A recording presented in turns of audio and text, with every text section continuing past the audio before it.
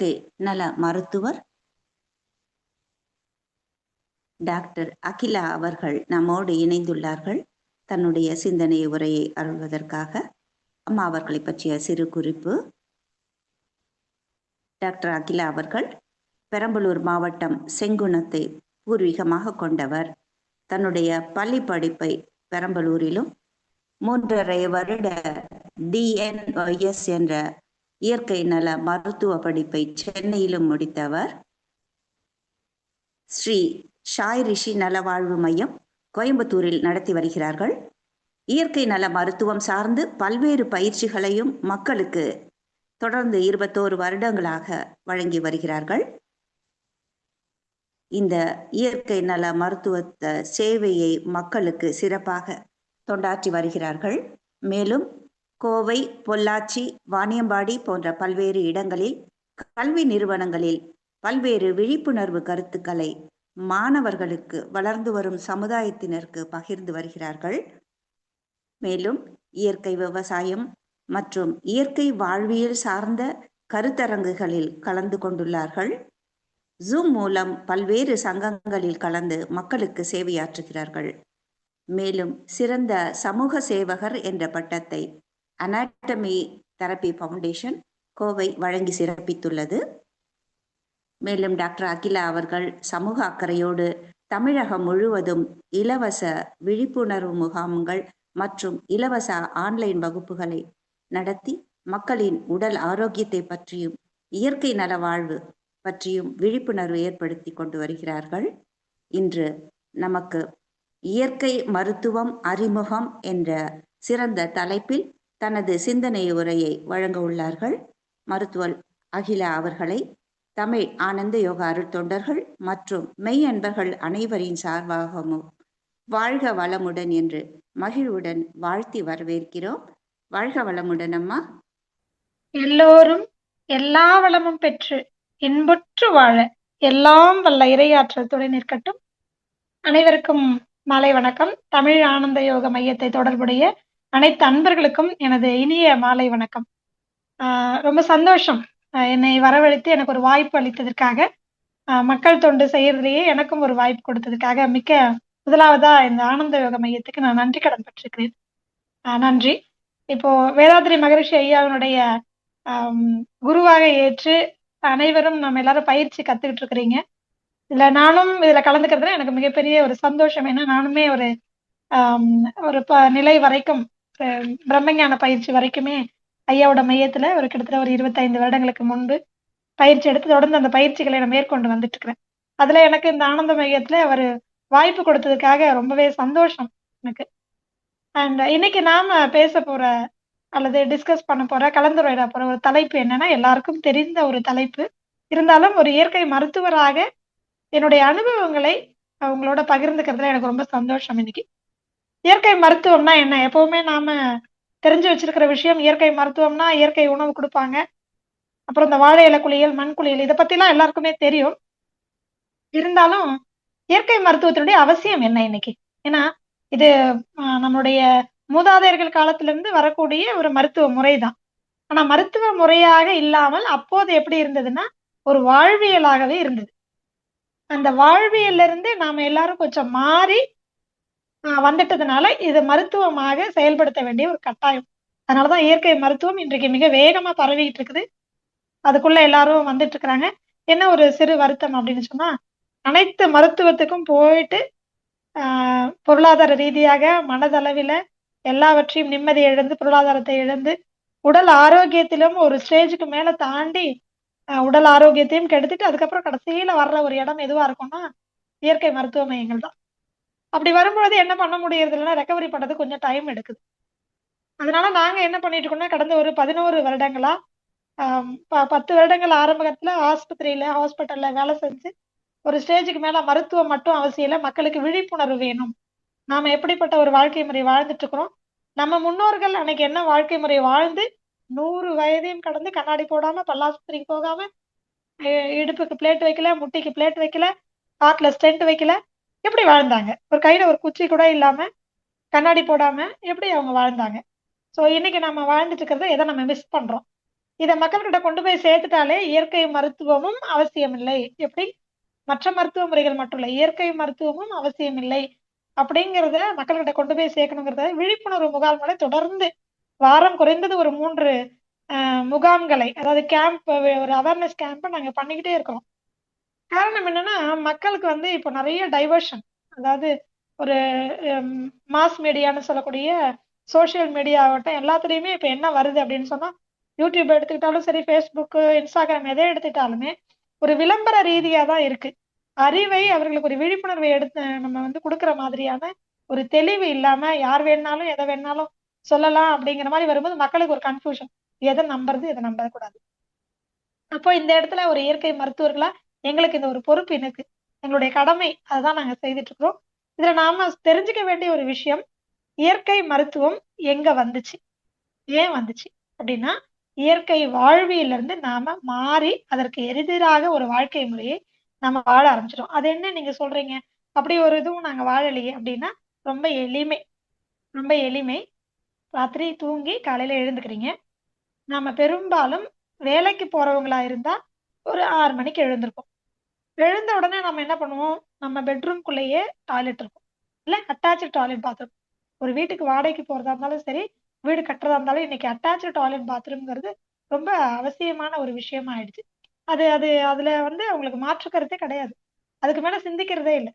So அந்த பெட்ரூமுக்கு ஒரு 10க்கு 10 bedroom, அதுக்குள்ளேயே ஒரு அட்டாச்டு டாய்லெட் பாத்ரூம் போயிட்டு, அதுவும் வெஸ்டர்ன் டாய்லெட் இல்லைங்களா? அப்படி ஆயிப்போச்சு. அதுக்கப்புறம் உடனே போயிட்டு ஒரு ஹீட்டர் போட்டு ஒரு குளியல் முறை. எல்லாமே அந்த ஒரு ஒரு என்ன சொல்றது? அதிகபட்சம் ஒரு 600 ஸ்கொயர் ஃபீட்டுக்குள்ளவே நம்மளுடைய வாழ்வியல் அன்றைய பொழுது வந்து முடிஞ்சிரும். தூங்குறது பார்த்தீங்கன்னா, பெட்ல தான். அது வந்து அது ஃபோம் பெட் ஆகட்டும், காயர் பெட் ஆகட்டும், அதுல தான் படுத்து தூங்குறோம். அண்ட் காலையில எழுந்துக்கிறது, சூரிய உதயம் உதிக்கிறத பார்க்கறதெல்லாம் கிடையாது. அதுக்கு முன்னாடி நாம பிஸி ஆயி 7 மணிக்கெல்லாம் வீட்ட விட்டு வெளியில போயிருவோம். இல்ல எதையாவது ஒண்ணு அவசரமா ஃப்ரிட்ஜுக்குள்ள இருந்து மாவு எடுப்போம், தோசை ஊத்துவோம், இட்லி ஊத்துவோம், ஒரு சட்னிய பண்ணுவோம். இல்லன்னா ஏற்கனவே வச்ச சட்னிய சூடு பண்ணுவோம். அப்புறம் லஞ்ச் ஏதாவது ஒண்ணு குக்கர்ல வச்சு, அது அலுமினிய குக்கரா, அத பத்திலாம் ஒண்ணும் யோசிக்கிறது இல்ல. அப்படியே எடுத்து வச்சு குக்கர் வச்சு சமையல் பண்ணி, பிள்ளைங்களுக்கு கட்டி குடுத்து, புருஷனுக்கு கட்டி குடுத்து, நாமளும் சாப்பிட்டுட்டு, நாம வேலைக்கு கிளம்பி போயிடுவோம். இல்ல வேலைக்கு போகாதவங்களா இருந்தா, அதுக்கப்புறம் எல்லாரையும் அனுப்பிச்சு விட்டது, வீட்ல ஒழிச்சு போட்ட பாத்திரத்தலாம் கழுவுறது, துணி துவைக்கிறது, வீடு பெருக்கிறது, எல்லா வேலையும் முடிச்சு அதுக்கப்புறம் நாம ஒரு குளியல போடுறோம். அப்புறம் சாப்பிடுறது. எப்ப சாப்பிடுவோம்? பசி எடுத்திருக்கோம். எப்ப தெரியுங்களா எடுத்திருக்கோம்? நாம எப்ப அடுப்புல சட்டிய வச்சு ஆ சமையல் பண்ண ஆரம்பிச்சோமோ, அப்ப உப்பு, புளி, காரம் பார்க்குறோம் பார்த்தீங்களா? அப்பவே நமக்கு பசிச்சிருக்கும். உப்பு, புளி, காரம் நாக்குல டேஸ்ட் வச்ச உடனே வயிறு என்ன ஆயிடும்? ஓஹோ! நாக்குக்கு சுவை வந்துருச்சு. எனக்கு வயித்துக்கு இப்ப சாப்பாடு வருது போல இருக்குன்னு காத்துட்டு இருக்கும். அதற்கு சம்பந்தப்பட்ட அந்த சுவை உள்ள உணவை செரிமானம் செய்வதற்கு நம்ம வயிறு என்ன ஆயிடும்? ரெடி ஆயிடும். அதற்கான என்சைம்ஸ் எல்லாம் சுரக்க வச்சுரும். ஏன்னா, இங்க நம்மளுடைய நாக்குல இருக்கக்கூடிய சுவை நரம்புகள் தூண்டி விட்டுருச்சு இல்லையா? அதனால. அது ரெடியா இருக்கும். நம்ம குடுக்க மாட்டோம். எத்தன மணிக்கு? நம்ம காலையில அந்த டேஸ்ட் குடுத்தது ஒரு 6, 6:30 மணிக்கு. ஆனா ஃபுட் குடுக்குறது எப்ப? குறைஞ்சது ஒரு 10:30, 11 மணிக்கு. இதுதானே வழக்கமா நடந்துட்டு இருக்குது. இது பெண்களுக்காக மட்டும் சொல்றேன். எல்லாருக்குமே இதுதான். காலையில இப்படி ஒரு அவசர கதி. பாருங்க இதுல ஏதாவது இயற்கை இருக்கான்னு பாருங்க.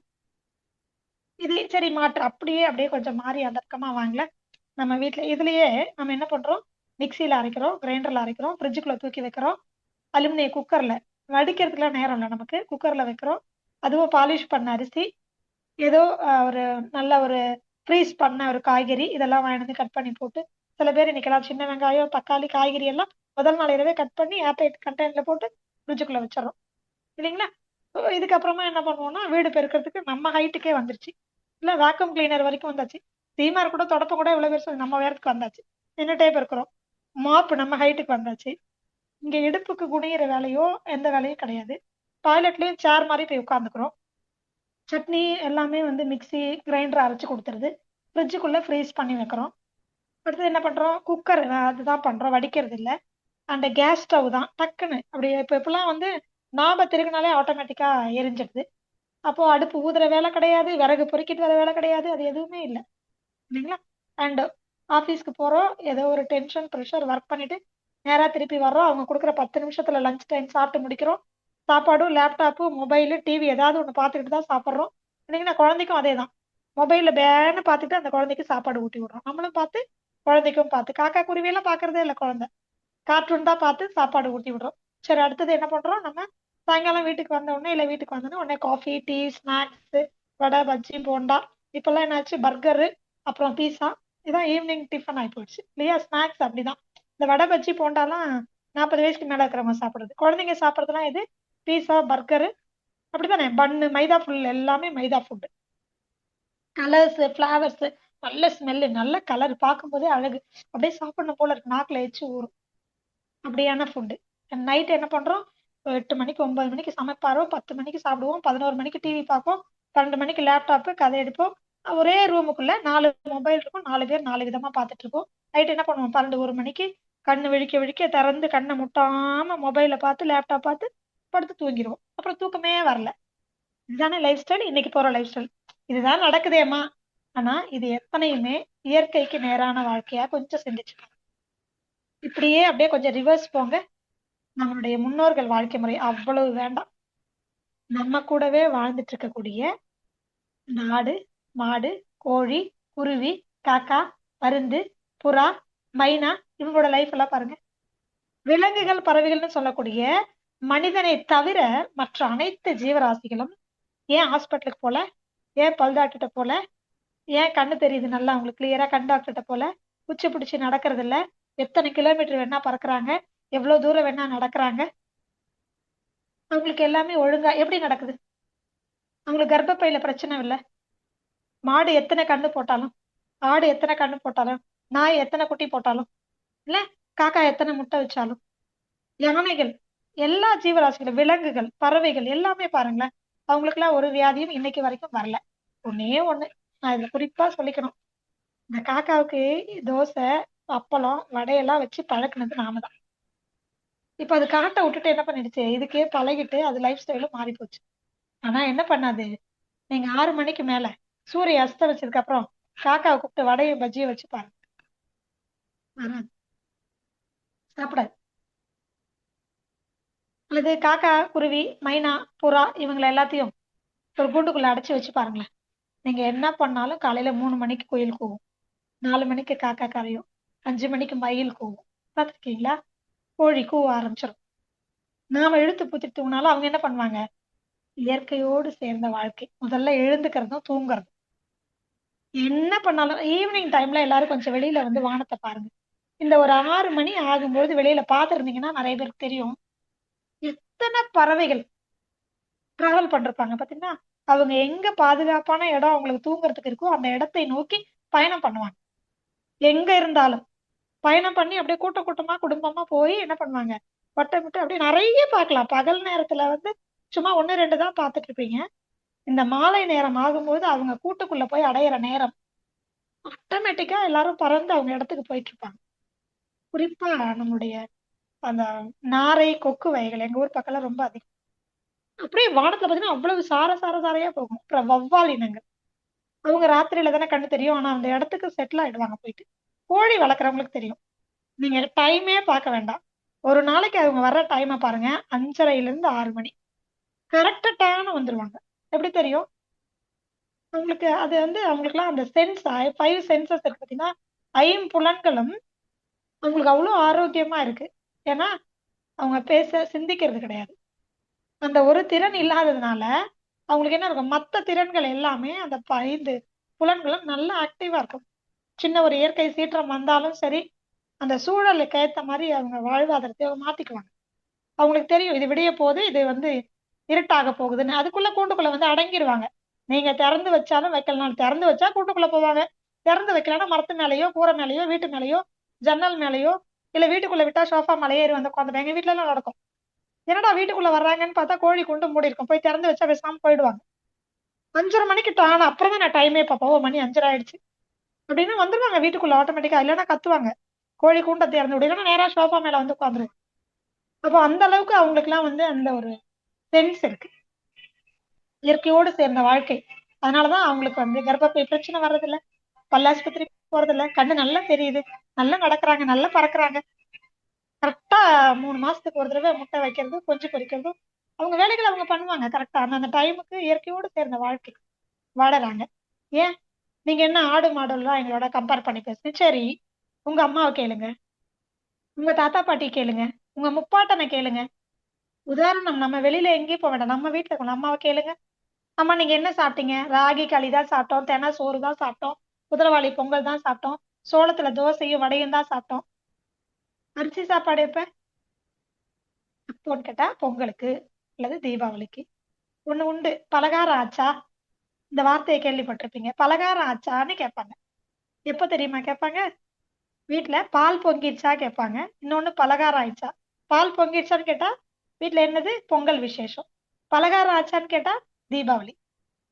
கிராமத்துல வாழ்ந்தவங்களுக்கு, இன்றும் கிராமத்தோடு ஒரு உறவோடு இருக்கிறவங்களுக்கு இந்த வார்த்தை புதுசா இருக்காது. பலகாரம் ஆச்சான்னா என்ன அர்த்தம்? அப்பதான் இட்லி சுடுவாங்க. இன்னைக்கு காலையில இட்லி, நைட்டுக்கு தோசை. அப்போல்லாம் எப்படி? தீபாவளிக்கு தீபாவளி தான். அமாவாசை அமாவாசைக்கு தான். எப்ப தெரியுங்களா செய்வாங்க?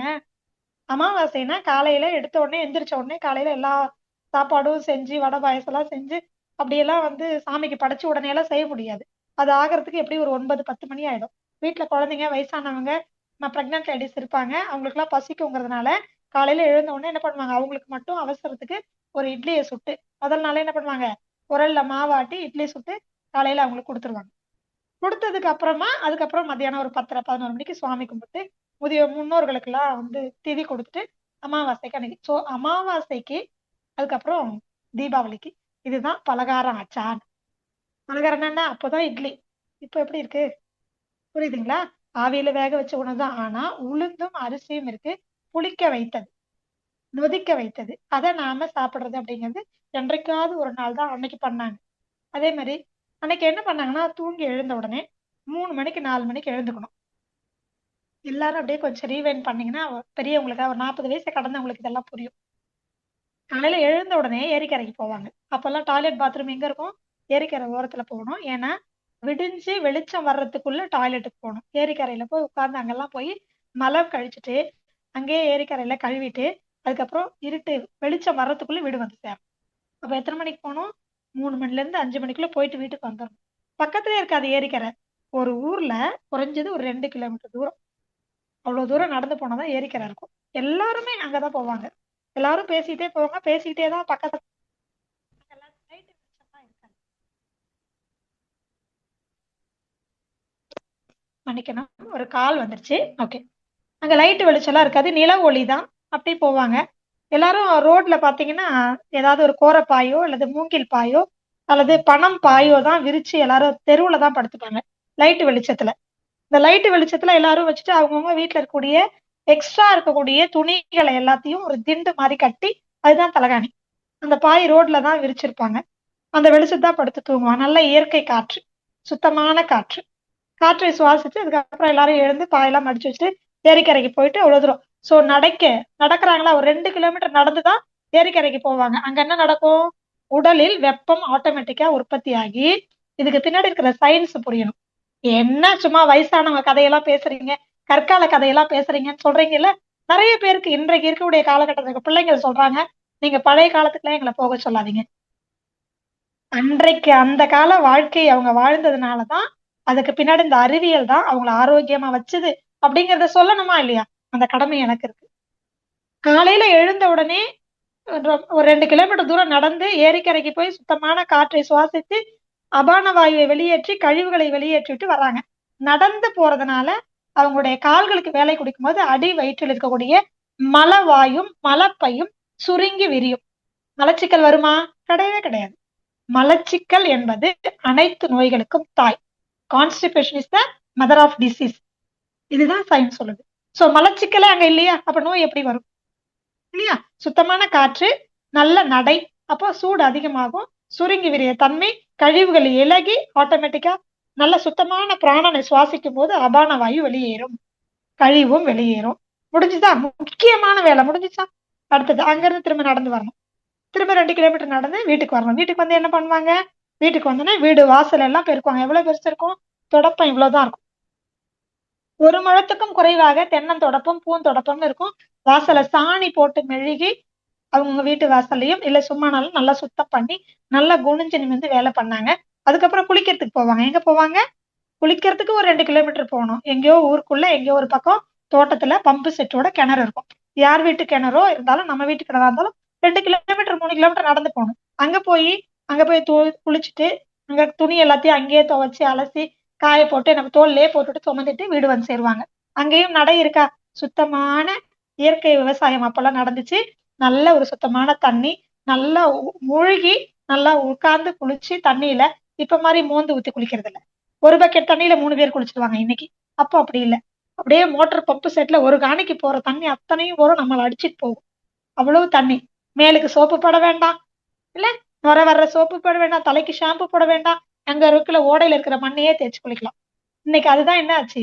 மண் தெரப்பி, மண் குளியல் அப்படின்னு நாங்க இப்ப ட்ரீட்மெண்டா கொடுத்துட்டு இருக்கிறோம். அப்பவே என்ன பண்ணோம்? எங்க தாத்தா பாட்டி வீட்ல எல்லாம் போகும்போது களிமண் பூமி தான் எடுத்து என்ன பண்ணுவோம்? தலைக்கு தேய்ச்சி குளிப்போம். அப்படியே பஞ்சு பஞ்சா முடியாகும். கண்டிஷனரே வேண்டாம். இன்னைக்கு காசு போட்டு கண்டிஷனர் வாங்கி கெமிக்கலை பூசி முடியெல்லாம் என்ன ஆகுது அப்படின்னு சொன்னா வெள்ளை வெள்ளையா ஸ்பிட் ஹேர்ஸ் எல்லாம் வந்துருச்சு இல்லைங்களா? அப்போ அப்படி எல்லாம் கிடையாது. சுத்தமான தண்ணி, சுத்தமான மண்ணு, அதையே தான் மேலுக்கு தேய்ச்சி குளிச்சோம். எண்ணெய் தேய்ச்சிட்டு போனா கூட சீவக்காய் அரைப்பு போகும்போதே எடுத்துட்டு போய் கல்லுல வச்சு உரசி அரைச்சி தேய்ச்சி குளிச்சதுதான் உண்டு. வீட்டுல சோறு வடிப்பாங்கல்ல, அந்த கஞ்சி தண்ணியை எடுத்து தலைக்கு தேய்ச்சிக்கிட்டு அரப்பு தேய்ச்சி குளிச்சுட்டு வந்தோம். சோ இந்த வாழ்க்கை முறை வாழ்ந்ததுனால இந்த இலை நரைங்கிறதே கிடையாது, உடம்புல சூடுங்கிறதே கிடையாது. மொத்தம் 4448 வியாதிகள் இருக்கு. இதுதான் சித்தர்கள் சொல்லக்கூடிய பிரிச்சு வச்சக்கூடிய ஒரு வகை. 4448. இதுல கிட்டத்தட்ட 3500 நோய்கள் அளவுக்கு அதிகமான பித்தம்னு சொல்லக்கூடிய சூட்டுனால வரக்கூடியது. இது எதுவுமே வராம நம்ம மூதாதையர்கள் சூப்பரா தடுத்தாங்க. எதன் மூலமா தெரியுமா? நல்ல ஓடக்கூடிய தண்ணியில அல்லது மூழ்கி குளிக்கிற நிலையில உள்ள தண்ணியில குளிச்சதுனால. அரை மணி நேரம் துணி துவைக்கணும், அவங்க நல்லா நீராடி விளையாடி சந்தோஷமாயிட்டு குளிச்சுட்டு வரணும். அதுக்கப்புறம் வீட்டுக்கு அங்க இருந்து திரும்ப நடந்து வருவாங்க. வீட்டுக்கு வந்த உடனே நல்லா அரிசியை வந்து கையால குத்தி அடுப்பு விறகு வச்சு ஊதி நல்ல மிதமா பொறுமையா வெந்த அரிசிய வடிச்சு அந்த சாப்பாட்டை சாப்பிட்டாங்க. அல்லது முதல் நாள் வடிச்ச சாப்பாட்டை தண்ணியில ஊத்தி வச்சு, அது வரகரிசியா இருக்கும், சாமை அரிசியா இருக்கும், குதிரைவாளி அரிசியா இருக்கும், முதல் நாளே கஞ்சியோட வடிச்சு வச்சிருப்பாங்க. அத கஞ்சியும் தண்ணியும் சேர்த்து ஊத்தி வச்சிருப்பாங்க. அதுக்கு பேரு நீச்ச தண்ணி, ப்ரோபயாட்டிக் வாட்டர். இன்னைக்கு 1 லிட்டர் 1500 ரூபாய். நாம என்ன கிண்டல் பண்ணோம்? பழைய சோறு தண்ணி, நீச்ச தண்ணி சொன்னோமா இல்லைங்களா? இன்னைக்கு இது 1500 ரூபாய் கொடுத்து டாக்டரே பிரிஸ்கிரைப் பண்றாரு. சாப்பிடுங்க, வைட்டமின் B12 கிடைக்கும், ஆன்டிபயோட்டிக் கிடைக்கும், நேச்சுரலா ஆன்டிபயோட்டிக் பாடியில இம்ப்ரூவ் ஆகும், இம்யூன் பவர் பூஸ்டப் ஆகும், ஆட்டோ இம்யூன் டிசீஸ் வராது. இதைத்தானே நம்ம முன்னோர்கள் செஞ்சாங்க. என்ன சொல்லல. நம்ம பிள்ளைங்க நாம சொல்றத நம்ம செய்யறத அப்படியே ஃபாலோ பண்ணுவாங்கன்னு தவறுதலா நினைச்சிட்டாங்க. சொல்லி கொடுக்க தவறல, அப்படியே அடிவழியா நம்ம ஃபாலோ பண்ணுவோம்னு நினைச்சிட்டாங்க. நாம என்ன பண்றோம்? வழி மாறி போயிட்டோம். இப்ப தவிக்கிறோம். திருப்பி இந்த வாழ்க்கைக்குள்ள வாங்க. உங்களை நான் வந்து பம்பு செட்ல போய் குளிக்கவோ அல்லது போய் ஏரிக்கரையில போய் டாய்லெட் போவோ சொல்லல நான். அட்லீஸ்ட் வீட்டுக்கு உள்ள டாய்லெட் பாத்ரூம் வைக்காதீங்க, ஒண்ணு. இரண்டாவது, இந்தியன் டாய்லெட் யூஸ் பண்ணுங்க. வெஸ்டர்ன் டாய்லெட் யாருக்கு தெரியுமா? கை கால் முடங்கி போனவங்களுக்கு ஆங்கில மருத்துவத்தில இருந்து அல்லது ஆங்கிலேயர்கள்ட்ட இருந்து நம்ம கத்துக்கிட்ட விஷயம். அவங்களால முட்டி கை கால் முடங்கி போய் அடிபட்டு கை கால் உடைஞ்சிருந்தா உட்கார்ந்து எழுந்துக்க முடியாதுன்னு ஒரு மருத்துவ உதவிக்காக ஒரு தற்காலிகமாக டெம்பரவரியா ஒரு பண்ண ஒரு டிசைன் தான் அந்த வெஸ்டர்ன் டாய்லெட். மற்ற நாட்கள்ல அந்த வெஸ்டர்ன் டாய்லெட் யூஸ் பண்ணாதீங்க. வெஸ்டர்ன் டாய்லெட்டை கண்டுபிடித்தவர்களே, அதை உருவாக்கியவர்களே, இந்த சிஸ்டம் கொண்டு வந்தவங்களே என்ன சொல்றாங்க தெரியுங்களா? 90% அதுல முழுமையா கழிவுகள் வெளியேறும், மீதி 10% உள்ளேயே நின்னுடும். பாருங்க, மாணிக்க வாசகர் திருவாசகத்துல சொல்லியிருப்பாரு, மலம் வந்து உங்களுக்கு மலக்குடல்ல தங்கிருச்சுன்னா உனக்கு பிறக்கக்கூடிய குழந்தை ஊனமாக நிச்சயமாக பிறக்கும். எப்பங்க? சயின்ஸ் டெவலப் ஆகிறதுக்கு முன்னாடி மாணிக்க வாசகர் சொல்லிட்டார்.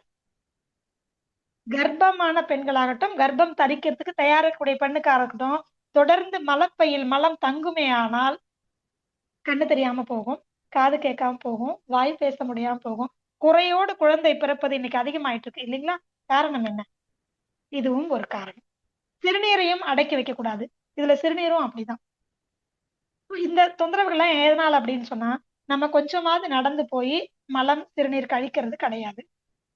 காலையில நடைப்பயிற்சி அப்படிங்கிறது உடலுக்கு சூட்டை ஏற்படுத்தக்கூடிய, கழிவுகளை வெளியேற்றக்கூடிய, அபான வாயு வெளியேற்றக்கூடிய அந்த விஷயங்களே நடக்கிறதே இல்லை. அதனாலதான் இப்ப யோகாசன பயிற்சிகள் வந்தாச்சு. சோ உங்களை நடக்க முடியலையா? யோகாசன பயிற்சிகள் பண்ணுங்க. இந்தியன் டாய்லெட் யூஸ் பண்ணுங்க. நல்லா உங்களுக்கு தண்ணியில ஆத்துல கிணத்துல குழப்பெல்லாம் குளிக்க முடியலையா?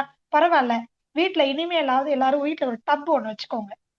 ஒரு ஹிப் பாத் டப்பு, ஸ்பைனல் பாத் டப்பு, அல்லது பாத் டப் ஆன்லைன்ல 5000 10,000 கிடைக்குது. எவ்வளவோ செலவு பண்றோம். வாங்கி வச்சுக்கோங்க. மாத்தி மாத்தி ஒரு 10 நிமிஷமா தண்ணிக்குள்ள மூழ்கி குளிச்சு எழுந்துருங்க. மழை வரும்போது கொடை பிடிக்காதீங்க. முதல் மழை ஒரு 15 நிமிஷம் கழிச்சு நல்லா நனைங்க. குழந்தைங்களும் சேர்த்து கொண்டு போய் வா விளையாடலாம்னு போன்னு போய் தண்ணியில நனைங்க. விளையாடுங்க. சந்தோஷமா இருங்க. மண்ணுன்னா ஒதுங்கி நிக்காதீங்க. மண்ணுல போய் விளையாடுங்க. வீடு கட்டுங்க. கட்டடம் கட்டுங்க. விளையாடுங்க. குழந்தைங்களையும் விளையாடத்துக்கு அனுமதிங்க. வெயில் அடிச்சுன்னா கொடை பிடிக்காதீங்க. சன்ஸ்கிரீன் லோஷன் போடாதீங்க. அன்னைக்கு நோய் எதிர்ப்பு சக்தி அதிகமா இருந்தது. கருப்பாயிட்டாங்க அப்படின்னு நம்ம சொல்றோம். ஆனா கருப்பு தான் அதிகமான எதிர்ப்பு சக்திக்கு அறிகுறி. நம்மளுடைய தோல் என்ன ஆச்சுன்னு சொன்னா அல்ட்ரா வயலட் ரேஸ்னால பாதிக்கப்படவில்லை. நோய் எதிர்ப்பு சக்தி அதிகமாகி ரொம்ப திடகாத்திரமான தோலாக மாறி இருக்கு. இப்போ பாத்தீங்கன்னா விவசாயிகளுக்கு நோயே வராது. ஆனா இன்னைக்கு நிறைய வருதுன்னா காரணம் மருந்து அடிக்கிறதுனால, மருந்து அடித்த உணவுகளை சாப்பிடுறதுனால. ஆனா பெரும்பாலும் இயற்கை விவசாயம் செய்கிறவர்கள் எப்பவுமே ஆரோக்கியமா தான் இருப்பாங்க. காரணம் மண்ணுல மாசு கிடையாது, விஷம் கிடையாது. அடிக்கிற காத்துல சுத்தமா இருக்கு, குடிக்கிற தண்ணி சுத்தமா இருக்கு. இன்றைக்கு அதெல்லாம் ரொம்ப குறைஞ்சு போயிடுச்சு. குனிஞ்சு நிமிர்ந்து வேலை செய்வாங்க. வியர்வையாக வெளியேறும். அப்ப என்ன இருக்கும்? நோய் இருக்குமா? வியர்வை வெளியேறும்படியாக ஒருத்தருக்கு உடல் உழைப்பு இருந்தால் நோய் உள்ள இருக்கவே இருக்காது. எப்படி? ஓடுகிற தண்ணீர்ல ஆத்து தண்ணியில கொசு முக்கியமா அப்படின்னு ஒரு கேள்வி கேட்பாங்க. கேள்விப்பட்டிருக்கீங்களா? ஓடுற தண்ணியில கொசு வருமா? குட்டை தண்ணியில தான் கொசு வரும். தேங்கி இருக்கக்கூடிய தண்ணியில தான் கொசு என்ன பண்ணும்? கிருமிகளாக அது முட்டையிட்டு வைக்கும். அது பெருகும். ஆனா ஓடக்கூடிய ஆத்து தண்ணியிலயோ ஓடக்கூடிய தண்ணியில வருமா? அதேதான் நம்ம உடம்புலயும். ஒருத்தருக்கு நோய் வருதுன்னு சொன்னா முதலாவது உங்களுடைய ரத்தம் தேங்குது. குட்டை தண்ணி ஞாபகம் வரணும் உங்களுக்கு. எனக்கு உடம்புல வியாதி வந்துருச்சுன்னு சொன்னா உங்களுக்கு ஞாபகம் வர வேண்டியது எந்த பகுதியில உங்களுக்கு நோய் வந்திருக்கோ அந்த பகுதியில ரத்தம் ஓடாமல் தேங்கி நிக்குது. அது ஏன் தேங்கி நிக்குது? உழைப்பு கொடுக்கல. அந்த பகுதிக்கு ரத்த ஓட்டத்தை பம்ப் பண்றதுக்கோ அல்லது அங்கிருந்து வேற இடத்துக்கு பாஸ் பண்றதுக்கோ வழி இல்லாமல் நீங்க ஒரே இடத்துல நல்ல சாணி மாதிரி உட்காந்துருக்கோம்னு அர்த்தம். உடலுக்கு உழைப்பே கொடுக்காம எல்லாரையும் உழைக்க வச்சிட்டு இருக்கிறோம்னு அர்த்தம். என்றைக்கு நாம உடலுக்கு உழைப்பு கொடுக்கிறோமோ அப்ப உடலில் கொஞ்சம் சூடு அதிகமாகும். அந்த சூடு வியர்வையாக வெளியேறும். அப்போதான் ரத்த ஓட்டம் போகும். ரத்த ஓட்டத்துல தான் பிராண ஓட்டம் இருக்கு. பிராண ஓட்டம் இருந்தாதான் தலையில இருந்து கால் வரைக்கும் உடலில் இருக்கக்கூடிய ரத்தம் சரியா போய் பிராண ஓட்டம் சரியா போய் நோய் கிருமிகள் இருந்தா அப்பவே வெளியில அனுப்பிச்சிடும். அதுக்கு பேர் தான் டீடாக்சிபிகேஷன். செல்ஃப் ஹீலிங் ப்ராசஸ் அது. சுயமான தன்னைத்தானே சரி செய்து கொள்ளக்கூடிய ஒரு விஷயம். அப்போதான் என்ன நடக்கும்? சளியா வெளியேறும், வியர்வையா வெளியேறும், வயிற்றுல தேவையில்லாத இருந்தா வாந்தியா போகும், குடல் பகுதியில இருந்தா பேதியா போகும், இல்ல ரத்தத்துல இருந்தா ஃபீவரா வரும். சோ இப்ப இதெல்லாம் என்னது? உடல் தன்னைத்தானே சரி செய்து கொள்கிறது. அப்ப கழிவுகள் இந்த விதத்திலாம் வெளியில வருது. இதுக்கு ட்ரீட்மெண்ட் பார்க்கலாமா? பண்ணக்கூடாது. இதை நிறுத்தக்கூடாது. ட்ரீட்மெண்ட் எப்படி பார்க்கணும்? சளியா வருதா? கர்ச்சிப் கையில கொடுத்துடணும். நல்லா சீந்திக்கிட்டே இருக்கணும். உள்ள போனது வெளியில வந்துட்டு இருக்குது. குப்பை வெளியில வருது, சளியா வருது. வாந்தி வந்துட்டு இருக்குதா? ஓகே, அதுக்கு இன்னும் கொஞ்சம் சப்போர்ட் பண்ணலாம். என்ன பண்ணலாம்? ரொம்ப சிம்பிள். ஒரு இளநீர் வாங்கிக்கோங்க, அரை எலுமிச்சைப்பழம் பிழிஞ்சுக்கோங்க, அதை அப்படியே கொஞ்சம் கொஞ்சமா குடிச்சிட்டே இருங்க. என்ன ஆகும்? வாந்தி நிக்குமா? நிக்காது. நல்லா வெளியில போகும். உள்ள இன்னும் கொஞ்சம் மிச்சம் மீதி இருந்தா நம்ம என்ன பண்ணுவோம்? ஒரு பாத்திரம் கழுவும் போது நல்லா தண்ணியை விட்டு விட்டு விட்டு கழுவுறோம் பாத்தீங்களா? அப்பதானே சுத்தமாக நமக்கு ஒரு திருப்தி வரும்ல. அதே மாதிரிதான் இளநீரும் எலுமிச்சப்பழ ஜூஸும் உள்ள போகும்போது இன்னும் சுத்தமா கழுவி வாந்தியா வெளியில வரும். வயிறு சரியா போயிடும். தானாவே நின்றும். பயப்பட வேண்டாம். போயிட்டே இருக்குமா? போகாது. அதே மாதிரிதான் பேதி ஆகும் போது இதே தான் பண்ணணும். போயிட்டே இருக்கட்டுமா? போகாது. இதே மாதிரி இளநீர்ல எலுமிச்சப்பழ ஜூஸ் புழிஞ்சு குடிச்சு பாருங்க. மொத்தமா காலியாகி கிளீன் ஆயிடும் உடம்பு. டீடாக்சிபிகேஷன் நடக்குது. அடுத்தது நல்ல ஃபீவர் வரும். என்ன பண்ணணும்? நல்லா நிம்மதியா படுத்துக்கணும். சாப்பிடக்கூடாது. நாக்கு கசக்குதா இல்லையா? நீ சாப்பிடாத அப்படின்னு உடம்பு சொல்லுது. சாப்பிடக்கூடாது. அதே மாதிரி இளநீர் எலுமிச்சப்பழம் பிழிஞ்சு கொஞ்சம் தெம்பு. வாந்தி எடுக்கிறதுக்கு தெம்பு வேணும், பேதி ஆகிறதுக்கு தெம்பு வேணும், ஃபீவர் வந்தா படுத்துக்கிறதுக்கு ஓய்வு கொடுக்கறதுக்கு கூட தெம்பு வேணும். எதுக்கு இது கொடுக்கணும்? நல்லா சுத்தமாகறதுக்கு. சரி, ஏன் நம்ம ட்ரீட்மெண்ட் எடுத்துக்கூடாது? ட்ரீட்மெண்ட் எடுத்தா என்ன ஆயிடும்? வாந்தியை நின்று போயிடும். குப்பை அப்படியே தங்கிடும். எப்படி தெரியுமா வெளியில வரும்? அரிக்குதே, கொசு கடிச்சா எனக்கு தடிச்சு போகுது, எனக்கு வெளியில போயிட்டு வந்தா அப்படியே கழுத்தெல்லாம் கருத்து போகுது, எனக்கு எங்கேயாவது வெளியில போய் மண்ணுல தண்ணியில வழிட்டு இருந்தா காலெல்லாம் அரிக்குது, சொறி சிரங்கு படை தோல் நோய்களா வருது. எப்படி தெரியுமா? வாந்திக்கும் பேதிக்கும் யாரெல்லாம் மாத்திரை மருந்து எடுத்துக்கிட்டு நீங்க அதை கண்ட்ரோல் பண்றீங்களோ, அதை ஸ்டாப் பண்றீங்களோ, குப்பை இப்படி வெளியில வரும். நாள்பட்ட கழிவுகள் ரொம்ப நாளைக்கு அப்புறமா தோல் வழியா வெளியில வந்துடும். நீங்க இந்த வாசலை திறந்து விடலாம், அது அந்த வாசல்ல வரும். மலை வாயையும் இந்த வாயையும் திறந்து விட்டா வாந்தியாவும் பேதியாவும் போயிடும். இல்லைன்னா என்ன பண்ணும்? 1000 வாசல் இருக்குது, லட்சக்கணக்கான வாசல் இருக்குது. அது என்னது? வியர்வை சுரப்பி, வியர்வை துவாரங்கள், அந்த வழியா வெளியில வரும். அதான் அரிப்பு, படை, சொறி, சிரங்கு, கடைசியில சொரியாசிஸ் வரைக்கும். புரியுதுங்களா? சோ நம்முடைய வாழ்க்கை முறைதான். இதெல்லாம் கொஞ்சம் மாத்திக்கிட்டாலே சரியா போயிடும். இந்த சன்ஸ்கிரீன் லோஷன் எல்லாம் போட்டு அடைச்சி அப்படிலாம் பண்ணக்கூடாது. சூரிய ஒளி படும், வைட்டமின் டி நம்ம உடம்புல அவங்கவங்க தோல்ல அவங்கவுங்களுக்கு ஏத்த மாதிரி வைட்டமின் டி, அந்த இன்கிரியன்ட்டே வேற, அதனாவே அவங்கவுங்களுக்கு தனித்தனியா சுரக்கும், உற்பத்தி ஆகும். அது என்ன பண்ணும்? நீங்க சாப்பிடுற சுண்ணாம்பு சத்துள்ள உணவுகளை எலும்புகளுக்கு கொண்டு போய் சேர்க்கும். ஸோ வைட்டமின் டிங்கிறவரு காரு, பைக்கு, டூ வீலர் மாதிரி அவர் ஒரு வெஹிக்கிள், அவர் ஒரு வாகனம். கால்சியம், பொட்டாசியம், புரோட்டீன், அயன் இவங்களெல்லாம் கொண்டு போய் உங்க உடம்புல இருக்கக்கூடிய ஒவ்வொரு செல்களுக்கும் கொண்டு போய் சேர்க்கறது யாருன்னு சொன்னா வைட்டமின் டி, வைட்டமின் பி12. ஸோ இதெல்லாம் மாத்திரையா மருந்தா சாப்பிடக்கூடாது. சூரிய ஒளி படும்படியா இருந்தா தானாவே அது உற்பத்தி ஆயிக்கும், அவங்கவுங்க உடம்புக்கு தகுந்த மாதிரி. புரியுதுங்களா? ஸோ இயற்கையோடு சேர்ந்த வாழ்க்கை முறை, அதை வாழணும். பெரும்பாலும் நாம செய்ய வேண்டியது என்ன அப்படின்னா, தண்ணியில நல்லா மூழ்கி குளிக்கணும். வெயில் பட்டா இளம் வெயில்ல உடம்பு காமிக்கலாம், தவறு கிடையாது. சூரியன் உதிக்கிறதுக்கு முன்னாடியே எழுந்துக்கணும். சூரியன் அஸ்தமிக்கிறதுக்கு முன்னாடியே சாப்பிட்டு முடிச்சிடணும். எவ்வளவு சீக்கிரம் முடியுமோ அவ்வளவு சீக்கிரம் தூங்கணும். இதெல்லாம் ரொம்ப முக்கியம். உடம்பு ஒண்ணு சொன்னா கேட்கணும். எனக்கு வாந்தி வருதுன்னு சொன்னா வாந்தி எடுக்கணும், சளி வருதுன்னா சீந்தி எடுக்கணும். எல்லாத்துக்கும் மாத்திரை மருந்துன்னு போகக்கூடாது. ஃபீவர் வந்துருச்சு அப்படின்னு சொன்னா, அந்த வாய் கசக்குதுன்னா சாப்பிடாம பேசாம ஓய்வு எடுக்கணும். முடிஞ்சதுன்னா வெறும் தண்ணி மட்டும் குடிச்சிட்டே இருக்கணும், உண்ணாவிரதம் இருக்கணும். இப்படிலாம் இருந்தா சீக்கிரமா சரியா போயிடும். மிஞ்சி போச்சுன்னா சித்த மருந்துகள் இருக்கு, நிலவேம்பு கஷாயம், கபசுர குடிநீர், அது மாதிரி எல்லாம் இருக்கு, அதெல்லாம் பண்ணிக்கலாம். சரி, நீர் சத்து போயிடும். ஃபீவர் வரும்போது, வாந்தி எடுக்கும் பொழுது, பேதி ஆகும் பொழுது தண்ணீர் உடம்புல இருந்து குறைஞ்சு போகும். அதான் டீஹைட்ரேஷன் சொல்லுவோம். அதுக்குதான் என்ன பண்றோம், அவங்க சோடியம் குளோரைடு அந்த சால்ட்டை உங்களுக்கு ட்ரிப்ஸ் மூலமா ரத்த குழாயில ஏத்துவாங்க. அதான ட்ரிப்ஸ், வெயின் மூலமா. நாம என்ன பண்றோம், டைரக்டா வாய் வழியா எடுத்து எனர்ஜியா கன்வெர்ட் பண்ணி டைரக்டா நம்ம கொடுக்கணும். அதுக்கு பேர் தான் இளநீர் எலுமிச்சை சாறு.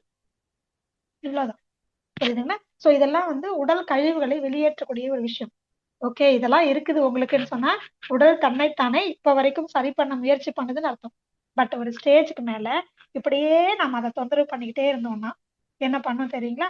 ஒரு ஸ்டேஜுக்கு மேல ஒரு 10 நாளைக்கு முட்டி கை கால் வலியெல்லாம் அப்படி நீட்ட முடியாம படுக்க வச்சிரும். அதுக்கு பேர் தான் டெங்கு, அல்லது என்ன சொல்றோம், சிக்கன் குனியா அப்படி சொல்றோம் இல்லைங்களா?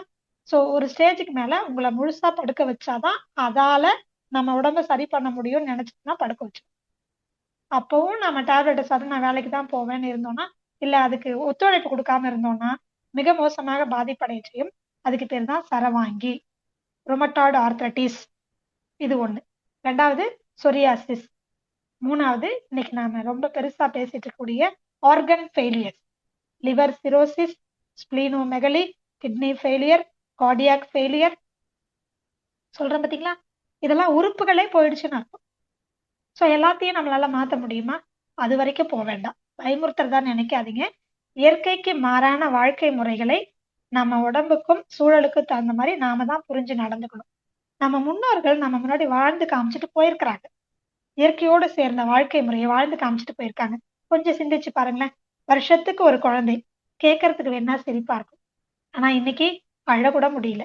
15 வருஷம் ஆனாலும் ஒரு நம்மளுடைய வாழ்க்கைக்கே ஒரு குழந்தைங்கிறது கேள்விக்குறியா இருக்கா இல்லையா? எவ்வளவு மோசமா போயிட்டு இருக்கிறோம் நம்ம. எப்படிப்பட்ட ஒரு வாழ்க்கையை நோக்கி நம்ம போயிட்டு இருக்கிறோம். அப்ப இதுக்கு மேல கூட நாம கொஞ்சம் திரும்பி எப்படி நம்ம முன்னோர்கள் வாழ்ந்தாங்க, எப்படி வருஷத்துக்கு ஒரு தடவை அவங்களுக்கு குழந்தை பிறந்து சிரிக்காம சிந்திச்சு பாருங்களேன். நிறைய பேர் கேள்விக்கு நம்ம கல்லூரி எல்லாம் போய் வகுப்பு எடுக்கும் போது இதுவே வேலையா இருப்பாங்களா? ஆனா இன்னைக்கு இதுவே வேலையா இருந்தா கூட உங்களுக்கு குழந்தை பெத்துக்க முடியல. சிந்திக்கணும். இது கேலிக்குரிய விஷயமா சிரிக்கக்கூடிய ஒரு விஷயமே இல்ல. வருஷத்துக்கு ஒரு குழந்தை இருந்தது. எப்படி இருந்துச்சு? அப்ப என்ன பண்ணாங்க அவங்க? என்ன வாழ்க்கை வாழ்ந்தாங்க? அவங்க மட்டும் என்ன பண்ணாங்க? ரொம்ப சிம்பிள். இயற்கையோடு சேர்ந்த வாழ்க்கையை இயற்கைக்கு தன்னை முழுமையாக சரணாகதி பண்ணாங்க. சூரியன் உதிக்கிறதுக்குள்ள எழுந்தாங்க, சூரியன் அஸ்தமிக்கிறதுக்குள்ள சாப்பிட்டாங்க, நேரத்துல தூங்குனாங்க. கண்டதையெல்லாம் கண்ணுல பாக்குறதெல்லாம், நாக்குக்கு தோன்றதெல்லாம், எச்சு ஊற வைக்கிறது எல்லாத்தையும் ரசிக்கிறதோ சாப்பிடுறதோ பண்ணல. வீட்டுல என்ன இருந்தாலும் சரி, கூழோ கஞ்சியோ தயிர் சோறோ மோர் சோறோ தண்ணி சோறோ பழைய சோறோ வீட்டுல பண்ணி சாப்பிட்டாங்க. நல்ல உடல் உழைப்பு இருந்தது. வியர்வை வரும் அளவிற்கு உழைத்தார்கள். இன்னைக்கு தொந்தியும் தொப்பையும் பின்னாடி பட்டக்ஸ் பெருசா, தொட பெருசா, முதுகுக்கு பின்னாடி பெருசா. காரணம் என்ன? உடல் உழைப்பே இல்லை. நிறைய உட்கார்ந்து உட்கார்ந்து பழகிட்டோம். சோம்பேறியா ஆயிட்டோம். ஏன்னா எல்லாமே நம்ம கை கிட்ட மெஷின் ஆப்ரேட்டர். நிறைய லேடிஸ் சொல்லுவாங்க, நான் வீட்டுல எல்லா வேலையும் பண்றேன். என்ன பண்றீங்க? வாஷிங் மிஷின் ஆன் பண்றீங்க, ஆப்ரேட் பண்றீங்க, கிரைண்டர் சுவிட்ச் போடுறீங்க, மிக்ஸி சுவிட்ச் போடுறீங்க, அப்புறம் ஸ்டவ் அப்படியே திருப்பினாலே எரியுது. இன்னைக்கு வெசல் வாஷர் வந்தாச்சு. எல்லாமே மெஷின். சோ நாம வேலை செய்யறோம்னு சொல்லக்கூடாது. வேலை செய்யற மெஷினரிஸ் வாங்கி வச்சு நம்ம அதெல்லாம் ஆப்ரேட் பண்ணிக்கிட்டு இருக்கோம். Machine operators. நாம கண்டிப்பா எந்த வேலைகளுமே செய்யறது இல்லை. அதனால என்ன பண்ணா, கண்டிப்பா யோகாசன பயிற்சிகள், நடை பயிற்சிகள். நான் என்ன சொல்றேன், எதுவுமே முடியலையா, உனக்கு டான்ஸ் ஆட தெரியுமா? பாட்டு போட்டு டான்ஸ் ஆடு. குத்துப்பாட்டுக்கு ஆடுறியோ இல்ல கிளாசிக்கல் டான்ஸ் ஆடுறியோ, ஆக மொத்தம் உன்னுடைய கால்ல இருந்து தலை வரைக்கும் எல்லா பார்ட்ஸ்க்கும் கொஞ்சம் ஆட்டத்தை கொடு, கொஞ்சம் வலிவு நிலைய கொடு, கொஞ்சம் நீட்டி மடக்கு. ஏதோ ஒண்ணு பண்ணணும். என்னமோ அது பண்ணணும். எப்படி பண்ணணும்? வியர்வை வரும் அளவிற்கு பண்ணணும். அப்பதான் உடல் சூடா இருக்குன்னு அர்த்தம். அப்பதான் பிராண ஓட்டம் சீரா இருக்கும்.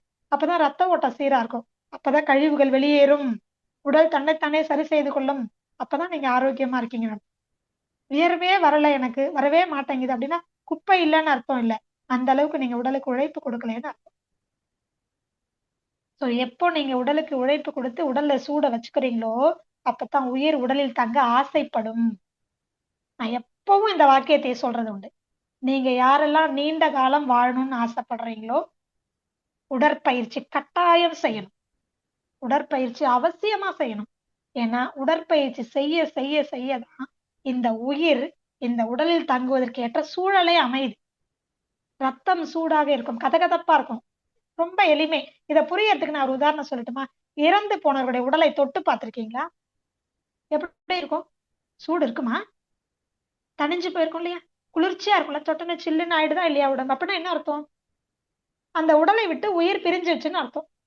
சோ நீங்க வாழணும்னு ஆசைப்படுறீங்களா, இல்ல அதற்கு மாறாகணும்னு நினைக்கிறீங்களா? வாழணும்னு ஆசைப்பட்டா சூடு இருக்கணும். அப்பதான் உடல் உயிர் தங்கும். இல்லைன்னா வெளியில போயிடும். சில்லுன்னு நீங்க எவ்வளவு நாளைக்கு இப்படியே எப்ப பார்த்தாலும் குளிர்ச்சியாவே உடம்ப வச்சுட்டே இருந்தீங்கன்னா ஒரு ஸ்டேஜுக்கு மேல உடல் முடிந்த வரைக்கும் முயற்சி செய்து கொண்டே இருக்கும். நீங்க மீண்டும் மீண்டும் மீண்டும் தொல்லை கொடுத்து நீங்க ரொம்ப கஷ்டப்படுத்தி இயற்கைக்கு மாறான வாழ்க்கை முறையே செய்யும் பொழுது இதுக்கு மேல முடியாதுன்னு அதுவே வெளியில போயிடும். அவ்வளவுதான். சோ நீண்ட நாள் வாழணும், உயிரோடு இருக்கணும் அப்படின்னா உடற்பயிற்சி அவசியம். உயிரோடு இருக்க வேண்டும்னா உடற்பயிற்சி அவசியம். சரி, உயிரோட இருக்கும் வரைக்கும், உடலோடு இருக்கும் வரைக்கும் நான் ஆரோக்கியமா இருக்கணும்னா என்ன பண்ணணும்? இயற்கையோடு சேர்ந்த வாழ்க்கை முறையை வாழணும். முடிந்த வரைக்கும் சூரியன் உதிப்பதற்கு முன் எழுந்துக்கணும். காலை கடன்களை எளிமையாக வெளியேறுவதற்கு உதவி செய்யணும். நான் தினமும் காலையில இனிமை எடுக்கிறேன், நான் தினமும் ராத்திரி தூங்கத்துக்கு முன்னாடி கடுக்காய் பொடி சாப்பிடுறேன், இது இயற்கையா? கிடையாது. ஒரு இயற்கை மருத்துவரான நானே சொல்றேன், இனிமா எடுத்து தினமும் நீங்க டாய்லெட் போறீங்கன்னா அது இயற்கை கிடையாது. என்றைக்காவது ஒரு நாளைக்கு உங்களுக்கு மலம் சரியா கழியல அப்படின்னா இனிமா எடுத்துக்கோங்க, தண்ணி விட்டு கழுவுங்க, அவ்வளவுதான். அது ஒரு தெரப்பி, அவசரத்துக்கு பயன்படுத்திக்கலாம். கடுக்காய் பொடி எப்ப சாப்பிடலாம்? ரொம்ப எனக்கு சிரமமா இருக்கு, முட்டி வலி இருக்கு, கை கால் வலி இருக்கு, மலம் சரியா போல, ஒரு 4 நாளைக்கு எடுத்து மலத்தை எல்லாம் வெளியேற்றி நான் சுத்தம் பண்ணிக்கிட்டு ஒரு ஃபர்ஸ்ட் எய்டு மாதிரி கொடுத்துட்டு அதுக்கப்புறம் நான் இயல்பாவே நான் வந்து காலை கடன் கழிக்கிறதுக்கு நான் முயற்சி பண்றேன்னா ஓகே. சோ இதையவே வாழ்க்கை முறையா கொண்டு வரக்கூடாது. இயற்கையாகவே நம்ம மலக்குடல் கழிவுகளை வெளியேற்றுவதற்கு சுருங்கி விரிகிற தன்மையோட இருக்கு. நீங்க தண்ணி ஊத்தியோ அல்லது ஏதாவது ஒரு பொடியவோ சூரணத்தையோ சாப்பிட்டு பழக்கிட்டீங்கன்னா இந்த வேலை நின்னு போயிடும். இயற்கையாக நடக்க வேண்டிய வேலை நின்னு போயிடும். நீங்க என்ன பழக்கப்படுத்துறீங்களோ அதுதான் ஆயிடும்.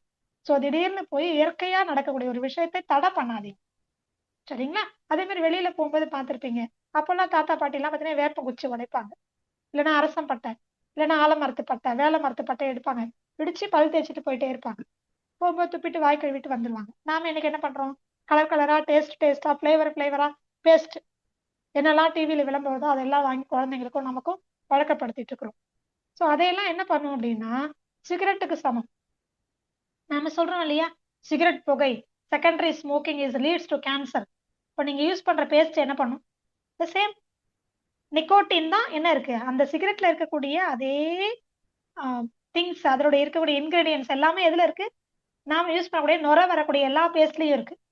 நீங்க நேச்சுரல்னு சொன்னாலே அதுலயும் ஒரு பர்சன்டேஜ் இருக்கு. பர்சன்டேஜ் கம்மியா இருக்கலாமே தவிர அது இல்லாம செய்யவே முடியாது. புரியுதுங்களா? அதனாலதான் இன்னைக்கு பல்லு முளைச்சு 7வது வயசுல பால் பல்லு விழறதுக்கு முன்னாடியே பல்லெல்லாம் சொத்தையாயிடுது. ரூட் கேனால் பண்றாங்க 8 வயசுல, 10 வயசுல மொத்தமா கட்டிட்டு பல் செட் வச்சுக்கிறாங்க. பல்லு எவ்வளவு முக்கியம் தெரியுமா? உங்க வாயில இருக்கக்கூடிய ஒவ்வொரு பல்லும் உள்ள இருக்கக்கூடிய ஒவ்வொரு உறுப்போடு சம்பந்தப்பட்டது. நீங்க முன்னாடி இருக்கக்கூடிய 4 பல்லு எனக்கு ரொம்ப கருப்பா இருக்கு, அப்படியே ஆடுது, இல்லைன்னா விழுந்துருச்சு முளைக்கவே மாட்டேங்குதுன்னு சொன்னீங்கன்னா உங்களுக்கு சீக்கிரத்துல டயபெட்டிஸ் வரப்போகுதுன்னு அர்த்தம். அதுக்கடுத்து 2 பற்கள் அப்படின்னு சொன்னோம்னாக்க உங்களுடைய இருதயத்தினுடைய மேல் உரை சரியா பம்பிங் பண்ணலன்னு அர்த்தம். கடவாய் பற்கள் சரியா இல்லைன்னா கிட்னியில பிரச்சனை வரப்போகுதுன்னு அர்த்தம். அல்லது அதை எடுத்துட்டீங்கன்னா கிட்னி வீக்கா இருக்குன்னு அர்த்தம். பயமுறுத்துறேன். தனியாகவே சாரி தனியாவே இதுக்குன்னு தனியா ஒரு எஜுகேஷன் இருக்கு, டென்டாலஜிஸ்ட். ஆனா அவங்க சொல்ல மாட்டாங்க. நீங்க போனீங்கன்னா கிளீன் பண்ணுவாங்க, ரூட் கேனால் பண்ணுவாங்க, பல் எடுக்கணும்னா எடுப்பாங்க, செட் வைக்கணும்னா வைப்பாங்க. ஆனா அத்தனை பற்களும்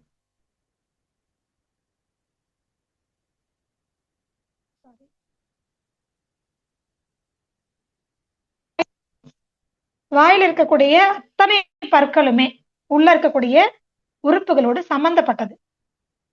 இதை தெரியாம தான் நாம என்ன பண்றோம்னா வேணுங்கிற போதெல்லாம் போறோம், பல் எடுக்கிறோம், ரூட் கேனால் பண்றோம், எல்லாம் பண்றோம். சோ இது ஒன்ஸ் இதை எடுத்துட்டீங்கன்னா அது கனெக்டடா இருக்கு இல்லைங்களா? அந்த எனர்ஜியே உங்களுக்கு என்ன வராது அப்படின்னு சொன்னா கிடைக்காம போயிடும். சீக்கிரமா அந்த உள் உறுப்புகள் நான் என்னவா இருக்கேன், நான் நல்லா இருக்கேனா இல்லையான்னு எப்படி அது வெளிப்படுத்தும்? பற்களின் மூலமாக தான் வெளிப்படுத்தும். பற்களின் மூலமாக தான் சக்தியை உள்வாங்கி உள் உறுப்புகளுக்கு கொடுக்குது. இது தெரியாமலே நம்ம ரொம்ப ஈஸியா கழட்டி போட்டுறோம். பல்லு சொத்தையாயிடுச்சு, எனக்கு ஈரெல்லாம் வீங்கிடுச்சு, எனக்கு வரிசையெல்லாம் மாறிடுச்சு, அதுக்கு போய் டிஃப்ரெண்டா 10,000 15,000 செலவு பண்றோம். ஒரு பல்பொடி 5 ரூபாய், இன்னைக்கு நாட்டு மருந்துக்குள்ள அதிகபட்சம் 25 ரூபாய் 30 ரூபாய்.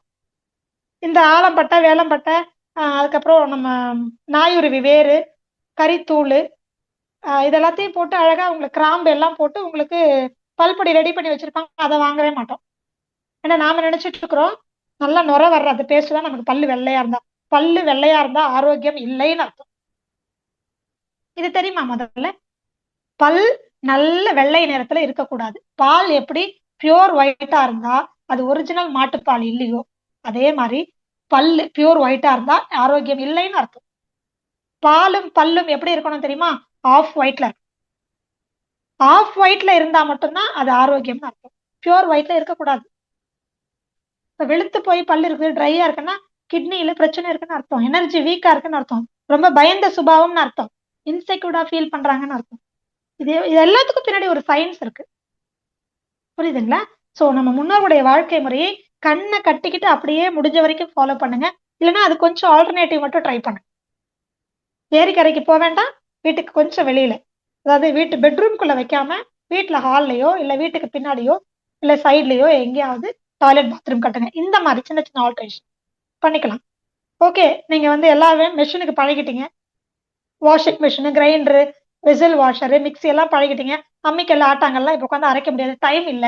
ஓகே, யோகா பண்ணுங்க. யோகா பண்ணுங்க, ஜிம்முக்கு போங்க. இல்லைன்னா ஏதாவது ஒரு பாட்டு போட்டு, இப்பதான் நிறைய யோகா நிறைய வந்தாச்சு, அந்த மாதிரி ஏதாவது யோகா பண்ணுங்க. அதெல்லாம் பண்ணலாமே, தப்பு கிடையாது. சரி, டெய்லியுமே நீங்க ஆத்துல கிணத்துல எல்லாம் குளிக்க முடியாது, பாத் டப் வச்சுக்கோங்க. அதுவும் முடியாது, நான் வாடகை வீட்டுல இருக்கேன், எனக்கு பாத் டப் எல்லாம் வைக்க முடியாது. ஓகே, இன்னொரு ஆல்டர்னேட்டிவ் இருக்கு. வாரத்துக்கு ஒரு நாள் சென்னையில இருக்கிறவங்க பீச்சுக்கு போங்க. எவ்வளவு பெரிய பீச் இருக்கு, எத்தனை பீச் இருக்கு சென்னையில இல்லையா? கொடுத்து வச்சவங்க. உப்பு இருக்கக்கூடிய நல்ல கடல் நீர்ல போய் நீங்க குளிச்சுட்டு வந்தீங்கன்னா உங்க பாடி கம்ப்ளீட்டா 6 கொண்டு கிளீன் ஆயிடும். உங்க சக்கராஸ் எல்லாம் கிளீன் ஆயிடும், பூஸ்டப் ஆயிடும், ஸ்டிமுலேட் ஆயிடும், பேலன்ஸ் ஆயிடும். எங்க கிடைக்கும் இதெல்லாம்? சோ ஆறு, கிணறு, குளம் எல்லாம் இருக்கிற பகுதியில வாரம் ஒரு நாள் அது ஒரு ட்ரிப் மாதிரி போயிட்டு வாங்க. நான் தான் சொல்வேன், நான் எப்பவுமே சொல்வேன், நான் சென்டர்ஸ் எல்லாம் ஸ்டார்டிங் ஸ்டேஜ்லாம் என்ன பண்ணுவோம்னா இதுக்காகவே ஒரு போஸ்டர் போடுவேன். இன்னைக்கு நம்ம எல்லாம் இந்த ஊருக்கு போறோம், திருச்செந்தூர் போறோம், கடலுக்கு எல்லாரும் வந்துருங்க. அவ்வளவுதான். அப்படியாவது கூட்டு போயிடுதுன்னா அட்லீஸ்ட் ஒரு மாசத்துக்கு ஒரு தடவையாவது இப்படி போய் கடல் நீர்ல போய் குளிச்சுட்டு வருது, ஆத்துல கிணத்துல போய் குளிச்சுட்டு வருது ஓரளவுக்கு உங்க உடல்ல இருக்கக்கூடிய சூட்டை தணிக்கும். என்னால பண்ணவே முடியாதுன்னு சொல்லாதீங்க. நீங்க பழகினாதான், நீங்க வாழ்ந்தாதான் உங்களுக்கு வரக்கூடிய அடுத்த சந்ததி இதை அப்படியே எடுத்துட்டு போக முடியும். இல்லைன்னா நாமளாவது இப்ப கொஞ்சம் திரும்பி பாக்குறோம், அவங்க பார்க்கவே மாட்டாங்க. பாவம், நம்ம கண்ணு முன்னாடியே அவங்க கஷ்டப்படுறத நம்ம பார்க்க வேண்டிய சூழல் ஏற்படும். அதனால தயவு செய்து என்ன பண்ணாதீங்க அப்படின்னா இதை அப்படியே விட்டுற வேண்டாம். அடுத்தடுத்த தலைமுறைகளை கொண்டு போறதுக்கு நீங்க வாழணும்.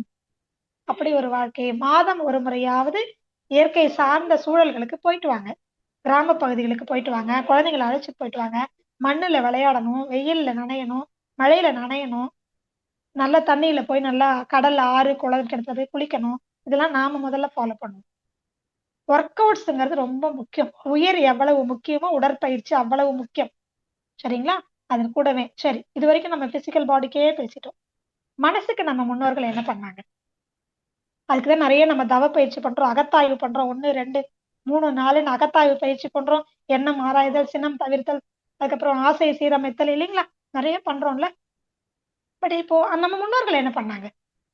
நம்ம தாத்தன் முப்பாட்டன்லாம் என்ன பண்ணாங்க அப்படின்னா, அது இயல்பாகவே அவர்களுக்கு எல்லாரும் ஒண்ணா குடும்பமா, கூட்டு குடும்பமா இருந்ததுனால விட்டு கொடுக்கறது தானாவே வந்துச்சு.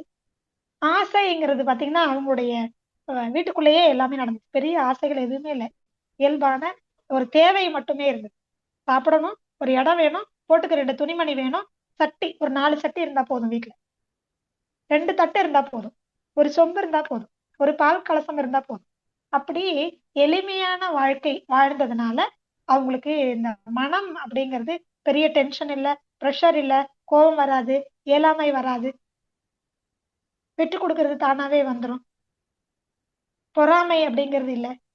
அந்த எளிமையான வாழ்க்கை தான் மனதை அவர்களுக்கு செம்மையாக வைத்துக் கொள்ள மிக உதவியா இருந்தது. இன்றைக்கு கூட நம்மாழ்வார் ஐயாவுடைய உரைகள்லாம் நாங்க கேட்கும்போது நம்ம சொல்லுவோம், எவ்வளவு மினிமலைசேஷன் இப்ப அதை அப்படியே இங்கிலீஷ்ல மாத்தி என்ன பண்றாங்க, இது ஒரு ட்ரெண்ட் ஆயிட்டு இருக்குது. இது நான் ஒண்ணும் புதுசா ஒண்ணும் சொல்லல, வந்துருச்சு இப்போ, கொஞ்சம் கொஞ்சமா வந்துட்டு இருக்கு. மினிமலைசேஷன் அப்படின்னு சொல்றாங்க. அதுக்கு பேர் என்ன? நம்ம வாழ்க்கை, நம்மளுடைய மூதாதையர்கள் வாழ்ந்த வாழ்க்கை முறைதான். இன்னைக்கு பீரோ ஃபுல்லா புடவை, பீரோ ஃபுல்லா பேண்ட் ஷர்ட், பீரோ ஃபுல்லா நகை, இல்ல பீரோ ஃபுல்லா நமக்கு வீடு ஃபுல்லா பாத்திரம், டைனிங் செட் ஒண்ணு, குக்கிங் செட் ஒண்ணு, சர்விங் செட் ஒண்ணு, எவ்வளவு வச்சிருக்கோம். அப்பெல்லாம் அது இல்ல, 4 சட்டி தான். பால் காய்ச்ச, கீரைக்கு, சோறுக்கு, குழம்புக்கு, அவ்வளவுதான். சட்டி அவ்வளவுதான். அதையவே கொண்டு வைப்பாங்க. இப்ப நமக்கு கௌரவ குறைச்சல் பாக்குறோம். ஷோஃபா வாங்கி போடுறோம். யாருக்காக? நமக்காகவா? நமக்கு நல்லாவே தெரியும் ஷோஃபா நல்லா சூடுன்னு, சேர் ரொம்ப சூடுன்னு. ஏதோ ஒரு ஒரு சர்வீஸ் பண்றீங்க, 4 பேர் போற இடம், உட்கார்ந்து எழுதுக்க முடியாது, நோயாளிகள் வர பகுதியில சேர் போடுறோம், ஷோஃபா போடுறோம்னா பரவாயில்ல. நம்ம வீட்லயே வச்சிருக்கோமே, வீட்லயே ஷோஃபா வச்சிருக்கோம், கட்டில் வச்சிருக்கிறோம், நல்ல குஷன் பெட் வச்சிருக்கிறோம், ஃபோம் பெட் வச்சிருக்கிறோம், இல்லைங்களா? பிளாஸ்டிக் சேர்ஸ் வச்சிருக்கிறோம். எல்லாம் எதுக்காக? மற்றவர்களுக்காக, மற்றவர்கள் காண்பிக்கிறதுக்காக. இதெல்லாமே ஆடம்பரம் தானே. இந்த எளிமை நமக்கு முன்னோர்கள்ட்ட இருந்துச்சு, நம்ம கிட்ட இல்ல. அப்போ நமக்கு தேவை அதிகமாயிடுச்சு, ஆசை அதிகமாயிடுச்சு, முடியாத போது கோபம் வருது. இயலாமையின் வெளிப்பாடு கோபம். Disability leads to anger. Psychology ரொம்ப அற்புதமா சொல்லுது. Disability leads to anger. என்னால முடியல, அதனால எனக்கு கோபம் வருது. புரியுதுங்களா? சோ இதுல எதனால வருதுன்னா, இது எல்லாமே காரணம் நம்மளுடைய வாழ்வியல் முறைதான். சோ இயற்கையோடு சேர்ந்த வாழ்க்கை, அதோடு சேர்ந்து எளிமையான வாழ்க்கை. அவசியமான பொருட்கள், ஒரு பொருளை வாங்குறதுக்கு முன்னாடி, வீட்டுல வாங்கி குவிக்கிறதுக்கு முன்னாடி, இது இல்லாமல் என்னால் வாழ முடியுமா முடியாதா கேள்வி கேட்கணும். இது இல்லாமல் என்னால வாழவே முடியாது, இன்றைய நாள் எனக்கு கழியவே கழியாதுன்னா வாங்கிக்கலாம். 2 நாள் 3 நாட்கள் சிந்திக்கணும். இன்னைக்கு எல்லாமே ஈஸி, ஆன்லைன்ல போட்டா 3ஆவது நாள் வீட்டு வாசலுக்கு வந்துருது. அதனால நமக்கு, ஆனா அது தேவையா தேவையில்லையா அதை பத்தி சிந்திக்கிறதே இல்லை. இன்னொரு முக்கியமான விஷயம் இதன் பின்னாடி, நாம இப்படி பொருட்கள் எல்லாம் வாங்கி குவிக்கிறதுனால பல மண் வளங்கள் கெட்டு போயிட்டு இருக்குது. அளவுக்கு அதிகமான ட்ரெஸ்ஸஸ், அளவுக்கு அதிகமான பொருட்கள் வாங்கி நம்ம குவிக்கிறோம் இல்லைங்களா? இதனால என்ன ஆகுது அப்படின்னு சொன்னா, தண்ணீர் மாசுபடுது, நிலம் மண் மாசுபடுது, சூழல் காற்று மாசுபடுது. இதனால இதை உருவாக்கக்கூடிய கம்பெனிஸ், உதாரணத்துக்கு ட்ரெஸ்ஸஸ் ப்ரொடியூஸ் பண்ணக்கூடிய திருப்பூர், ஈரோடு மாவட்டங்கள்ல சாயப்பட்டறை கழிவுகள், இந்த கலர்ஸ்னால அந்த மெட்டல்ஸ் எல்லாம் உற்பத்தி பண்ற பெரிய பெரிய பொருட்கள், கார் கம்பெனிகள், அதனுடைய உதிரி பாகங்கள் செய்யக்கூடிய கம்பெனிஸ் எல்லாம் அங்கதான் நிறைய இருக்கு. ஈரோடு, கோயம்புத்தூர் அண்ட் திருப்பூர் பகுதிகளில் தண்ணி எல்லாம் சாயப்பட்டறையில இருந்து, அந்த கம்பெனில இருந்து வெளியேறக்கூடிய கழிவுகள் சரியா அவங்க ட்ரீட்மெண்ட் கொடுக்காம அப்படியே தண்ணியில, அப்படியே மண்ணுல, நிலத்துல பாய்ச்சிடுறாங்க. அந்த புகை அப்படியே காத்துல பரவுது. மிக மோசமான ஒரு அபாயகரமான ஒரு சூழல் இருக்கு. எல்லாருக்கும் இந்த விஷயம் தெரியும். பெருந்துறை, ஈரோடு மாவட்டங்கள்ல புற்றுநோய் ரொம்ப வேகமா அங்க இருக்கிற குழந்தைங்களை, வயிற்றுல இருந்து பிறந்த உடனே 3 நாள்ல குழந்தை இறந்து போகுது. அந்த அளவுக்கு மோசமாக இந்த சாயப்பட்டறை கழிவுகளும், மெட்டல் கழிவுகளும், இது மாதிரி நிறைய நாம நிறைய பொருட்களை நம்ம வாங்கி குவிக்கிறதுனால மட்டும் கிடையாது, நம்ம இது தெரியாமலே எல்லாரும் வாங்கும் போறோம். நாம 100 பேர் வாங்குறதுனால மட்டும் இது ஆகுதான்னா, இப்படிதான் இத்தனை கோடி மக்களும் வாங்கிட்டு இருக்கோம். அன்றைக்கு நம்மளுடைய மூதாதையர்கள் தெரிஞ்சோ தெரியாமலோ எளிமையான வாழ்க்கை வாழ்ந்ததுனால இந்த சீரழிவுகளே கிடையாது. சோ புற்றுநோய் என்பது உருவாக்கப்படுகிறது. நம்மள மாதிரி தெரியாம அறியாம நிறைய பொருட்களை வாங்கி ஆசைப்பட்டு, நாம மட்டும் இல்ல, நம்மள மாதிரி எல்லாருமே தான் வாங்கி குவிக்கும் பொழுது அந்த ப்ரொடக்ஷன் இன்னும் கொஞ்சம் அதிகமாயிட்டே இருக்கு. அங்க கழிவுகள் அதிகமா அப்படியே வெளியில வேஸ்டா விடுறாங்க. இதனால மண் மாசுபடுது. இன்றைக்கு அந்த பகுதியில விவசாயமே கிடையாது. குடிக்கிற தண்ணி நம்ம அங்க இருந்து வாங்கி குடிக்கவே முடியாது. எல்லாரும் ஆர்ஓக்கு மினரல் வாட்டருக்கு மாறிட்டாங்க. அங்க போய் நீங்க தண்ணி குடிக்கவே முடியாது. அங்க இருக்கிற குழந்தைங்களுக்கு எல்லாம் தலையில முடியே இருக்காது. அந்த பகுதிகளுக்கு எல்லாம் போனீங்கன்னா அவங்களுக்கு எல்லாருக்கும் ஒரு நோய் இருக்கும். எலும்புரிக்கு நோய் இருக்கும், கேன்சர் இருக்கு, வாழ்ந்துட்டு இருக்கிறாங்க, இறந்துட்டு இருக்கிறாங்க, அவங்களுக்கே தெரியாம. நாங்க இந்த விழிப்புணர்வு எல்லாம் பண்ணிட்டு இருக்கிறோம். இதனாலதான் அப்படி நடக்குது, இதுல இருந்து வெளியில வாங்க, சாயப்பட்ட கம்பெனிகளோட போய் போராட்டம் பண்றோம். எவ்வளவு முடியும்? இதெல்லாம் முடியாத விஷயம். சோ முடிந்த வரைக்கும் இனிமே நமக்கு காசு விரயம். இதனால நம்மளோட எதிர்கால குழந்தைங்களுக்கு அவங்களோட ஆயுசே போயிடுது. நாம இப்பையில இருந்தே பழக்கணும். குறைவாக பொருட்களை வாங்கி, அவசியம் இல்லாத பொருட்களை வாங்கி குவிக்க கூடாதுன்னு நம்ம அடுத்த தலைமுறைக்கு சொல்லி கொடுக்க வேண்டிய காலம். திரும்பவும் பேக். இந்த மாதிரி நல்ல விஷயங்களை மட்டுமாவது நம்ம முன்னோர்கிட்ட எடுத்துக்கலாம். நான் எல்லாத்தையும் எடுத்துக்க சொல்லல. So minimalization of life. பொருட்களை குறைவாக வாங்கி எளிமையான வாழ்க்கையை வாழும்போது நாமும் ஆரோக்கியமா இருக்க முடியும். இந்த பஞ்சபூதம்னு சொல்லக்கூடிய இந்த பூமியும் ஆரோக்கியமா இருக்கும். அதுக்குள்ளதான் நாம வாழறோம். அங்க நடக்கிறது நம்ம வீட்டுக்கிட்ட நடக்கிறதுக்கு எவ்வளவு நாள் ஆயிடும்? அதனால இயற்கையோடு சேர்ந்த வாழ்க்கை முறையை வாழும் பொழுது இயற்கை மருத்துவமும் அவசியப்படாது. இயற்கை மருத்துவம் இங்க என்ன வருதுன்னா, மண்ணு தேய்ச்சி குளிக்கிறது, அப்புறம் இயற்கையாக விளைக்கக்கூடிய காய்கறிகள் பழங்களை சாப்பிடக்கூடியது, அந்த வாழை இலைகளை கட்டி டீடாக்சிபிகேஷன் பண்றது. நம்ம சும்மாவே வேர்வையிலேயே நம்ம வீட்டுல வேலை செஞ்சாலே வேர்வை வரும், ஒர்க் அவுட்ஸ் பண்ணாலே வேர்வை வரும். அப்படியே வராதவங்களுக்கு நீராவி குளியல், அதுக்கப்புறம் வாழை இலை குளியல், மூலிகை குளியல், பழக்குளியல், இந்த மாதிரி நிறைய இருக்கு. சோ இந்த அறிமுகம் ஏன் கொடுத்தேன்னா, இயற்கை வாழ்வியல் தெரியாம இயற்கை மருத்துவத்துக்குள்ள போகவே முடியாது, உங்களுக்கு புரியவே புரியாது. சோ முடிந்த வரைக்கும் மீண்டும் நம்மளுடைய முன்னோர்கள் வாழ்ந்த இயற்கை வாழ்வியல், இயற்கையோடு சேர்ந்த வாழ்க்கை, 100 வயதை கடந்தும் ஆரோக்கியமான ஒரு வாழ்க்கை முறை, அதை வாழறதுக்கு நாம எல்லாரும் நம்ம இந்த சமுதாயத்தோடு சேர்ந்து நாமளும் வாழ்ந்து நமக்கு அடுத்த சமதிக்கு கொண்டு போய் செய்ய வேண்டிய ஒரு கடமையிலையும் பொறுப்புலையும் இருக்கும். இன்றைக்கு நாம இந்த வகுப்பை இதோட நம்ம முடிச்சுக்கலாம். இனி வரக்கூடிய காலங்களில் இதை பத்தி நிறைய பேசுவோம். இயற்கை மருத்துவம், அதுல வரக்கூடிய சிகிச்சை முறைகள், என்ன செய்யணும் என்ன செய்யக்கூடாது, என்னுடைய அனுபவத்தை, இந்த 21 வருட கால அனுபவத்தை உங்களோட ரொம்ப சந்தோஷமா நான் பகிர்ந்துக்கிறேன். முடிந்தவர்கள் பயன்படுத்தி கொள்ளும். சரிங்களா? நன்றி. நன்றி.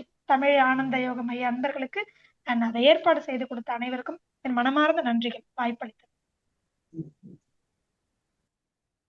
வாழ்க வையகம், வாழ்க வையகம், வாழ்க வளமுடன். குரு வாழ்க, குருவே துணை. தியானமே யோகம், யோகமே ஞானம். தமிழ் ஆனந்த யோகம். வாழ்க வளமுடன், வாழ்க வளமுடன். மேடம், நமக்கு இவ்வளவு நேரம் சிறந்ததொரு முக்கிய வாழ்வியல் கருத்துக்களை நம்மோடு பகிர்ந்த டாக்டர் அகிலா அவர்களை அனைவரும் துரிய நிலையிலிருந்து வாழ்த்துவோம். டாக்டர் அகிலா இயற்கை நல மருத்துவர் அவர்கள் வாழ்க வளமுடன். அவர்களின் அன்பு குடும்பம் வாழ்க வளமுடன். அவர்களின் ஆன்மீக தொண்டு வாழ்க வளமுடன். இந்த சிறந்த சமூக சேவை ஆற்றும் அவர்கள் உடல் நலம், நீலாயுள், நிறை செல்வம், உயர் புகழ், மெய்ஞானம் ஓங்கி வாழ்க வளமுடன். இந்த நிகழ்விலே கலந்து சிறப்பித்த மெய்யன்பர்களும் தமிழ் ஆனந்த யோகா அருட்தொண்டர்களும் அவர்களின் அன்பு குடும்பமும் வாழ்க வளமுடன், வாழ்க வளமுடன், வாழ்க வளமுடன். மிக்க நன்றி மேடம். வாழ்க வளமுடன். ரொம்ப உங்களுடைய முக்கியமான நேரங்களில் இருந்து விலகி எங்களுக்காக இந்த வாழக்கூடிய, இன்று நாம் வாழக்கூடிய, நாம் மறந்து போன நம்முடைய முன்னோர்களுடைய பழக்க வழக்கங்களை விட்டு தொலைந்து இன்று மருத்துவமனையும் கையுமாக அலைந்து திரிபவர்கள் தான் இப்படி இருக்கோம், ஏன் விட்டோம், ஏன் மறந்தோம், எதை மறந்தோம்ன்றத நிச்சயமாக நீங்கள் அந்த பழைய வாழ்க்கை முறைக்கு அழைத்து சென்றீர்கள். இவ்வளவுதான் நமக்கு முடியலைனாலும் அட்லீஸ்ட் இப்ப இருக்கிற சூழல்ல நாம் கடல் குளியல், சூரிய குளியல், வாழை இலை குளியல் இதெல்லாம் செய்வோம் என்று. ஏன்னா எவ்வளவு சொல்லிட்டீங்க, நிறைய நீங்க இந்த இயற்கையை பற்றி நம்ம விழிப்புணர்வுன்னு சொல்லும் போது எல்லாமே சொல்லிட்டீங்க. கர்ப்ப பிரச்சனையே வருது, அன்னைக்கு 10 பிள்ளைகளை 8 பிள்ளைகளும் பெத்தாங்க, இதுதான் வேலையா அப்படின்னு இல்ல. அவங்க இயற்கையோடு சேர்ந்து வாழும்போது கரு பிரச்சனையே இல்லை. ஆனா இன்னைக்கு கரு மைய மருத்துவமனைகள் தான் நிறைய இருக்கு. ஏன்னா நம்ம கிட்ட இருக்கிறது எல்லாத்தையுமே நம்ம விட்டுட்டோம். சோ இயற்கையோடு வாழ்ந்த வாழ்வை நாம் வாழ வேண்டும். இது நம்மளுடைய அந்த உடல் சூடு நாம காக்க வேண்டும். இந்த அட்லீஸ்ட் உட்காருவதிலேயாவது, பல் துலக்கிறதுலயாவது, அதுலயாவது நாம இருந்து ஒவ்வொரு உடல் உழைப்பு தரணும், வியர்வை வரணும். வியர்வை வந்தால் உடல் தன்னை சுத்தப்படுத்தி கொள்ளும், தானே சுத்தப்படுத்திக் கொள்ளும். இது எங்களுக்கு மகரிஷி சொன்ன கருத்துல தேவையின் அளவில் வாழ வேண்டும் என்று எங்களுக்கு நன்மணி ஐயா அடிக்கடி அவருடைய ஒவ்வொரு வகுப்பிலும் சொல்லுவாங்க. சோ எளிய வாழ்வை வாழ்வோம், இன்பமாய் இருப்போம், ஆரோக்கியத்தை பெறுவோம். உடல் உழைப்பு இருக்கணும். ஆணோ பெண்ணோ எல்லாருக்குமே உடல் உழைப்பு இருக்கணும்ன்றது. இன்றைய தற்காலிக வாழ்வை ரொம்ப நம்ம மாறிவிட்டோம். அட்லீஸ்ட் உங்களால் முடிந்த அளவுக்கு, ஏன்னா இப்ப எல்லாருமே ஒரு கூட்டுக்குள்ளதான். நீங்க சொன்னீங்க ஒரே ரூம்ல பாத்ரூமு, அதுவும் வெஸ்டர்ன் டாய்லெட்டு, அந்த ஒரு கூட்டுக்குள்ளேயே எல்லாரோடதையும் முடிஞ்சு போகுது. இது இல்லாம சற்றே வெளியே வாங்க. இயற்கையை சார்ந்து ஆடு மாடு கோழி மைனா எல்லாம் எப்படி வாழுது, நாம அங்கிருந்து விலகி விட்டோம். அட்லீஸ்ட் சூரிய ஒளியாவது பாக்குறீங்களா? அதுவும் இல்லை. சந்திர ஒளியையும் பாக்குறது இல்லை. அப்போ நீங்க உங்களுக்குள்ள இயற்கையாக வாங்க முடியும். இயற்கையோடு விட்டமின் டி வாங்கினால்தான் மற்றது கால்சியம் அயன் எல்லாமே உங்க உடம்புல சேரும் என்பதை மிக அற்புதமாக எடுத்துரைத்தீர்கள். நோய் வருதா, சளி வருதா, ஜுரம் வருதா, அக்செப்ட் பண்ணுங்க. உடம்பு தன்னைத்தானே தூய்மைப்படுத்திக் கொள்கிறது. இல்லைன்னா அடக்கி வச்சு மாத்திரையை போட்டீங்கன்னா அது அப்படியே அமுங்கி தேக்கம் நோயாக பெருகி நாம் எல்லோருமே நோயாளிகளாக இருக்கிறோம் என்ற இயற்கையை பற்றிய புரிதலை சிறப்பாக எடுத்துரைத்த டாக்டர் அகிலா அவர்கள் வாழ்க வளமுடன். நன்றியம்மா. கேள்வி கேட்க விரும்பும் அன்பர்கள் கைகளை உயர்த்தலாம். மூலிகை மகேந்திரன் ஐயா.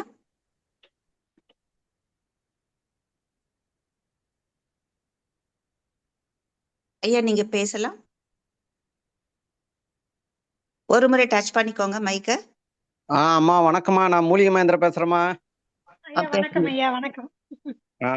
ரொம்ப நிகழ்ச்சி சிறப்பா போச்சுமா. எல்லாமே அறிவு தெளிந்தவங்க இந்த குழுவில் இருக்கிறவங்க. அப்படியே நீங்க கடந்த வாழ்க்கைக்கு இட்டு போயிட்டீங்க. எல்லாருமே ஆனந்தம் எல்லாத்தையும் கேட்டிருப்பாங்க. அவங்களுக்கு சின்ன நினைவுகள்லாம் வந்துட்டு இருக்கோம் எல்லாருக்கும்.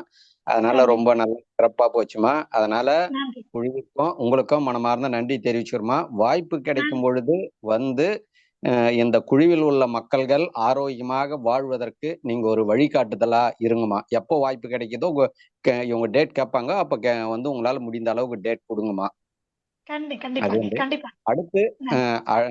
அடுத்து என்ன ஒண்ணுமா, 2 தலைப்பு சொல்லி முடிச்சுக்கிறோமா. இப்போ வெய்ய காலம் வர்றதால நீங்க ஏன் அப்படின்னா ரொம்ப முக்கியத்துவம் கொடுக்கறது இந்த மண் குளியல், வாழை இலை குளியல், எண்ணெய் தேய்த்து குளியலுக்கு ரொம்ப முக்கியத்துவம் கொடுத்து பேசுவீங்க.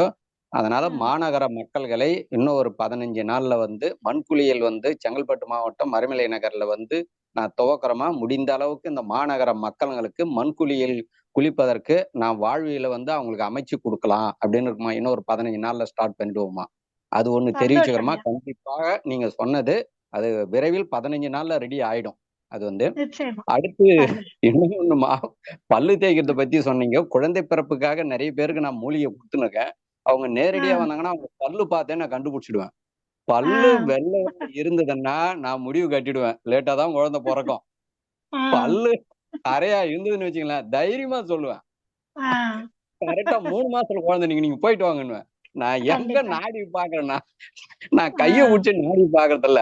அவங்க 2 பேருடைய கணவன் மனைவி பல்லு மட்டும் பார்ப்பேன். காரம் இருந்ததுன்னா விரைவில் கொஞ்சம் குறைபாடாகுது எனர்ஜி உயிராற்றல், மூலிகை கொடுக்குறேன், கரெக்டா 3 மாசத்துல குழந்தை நின்றுடும், 4 மாசம் நின்றுடும்.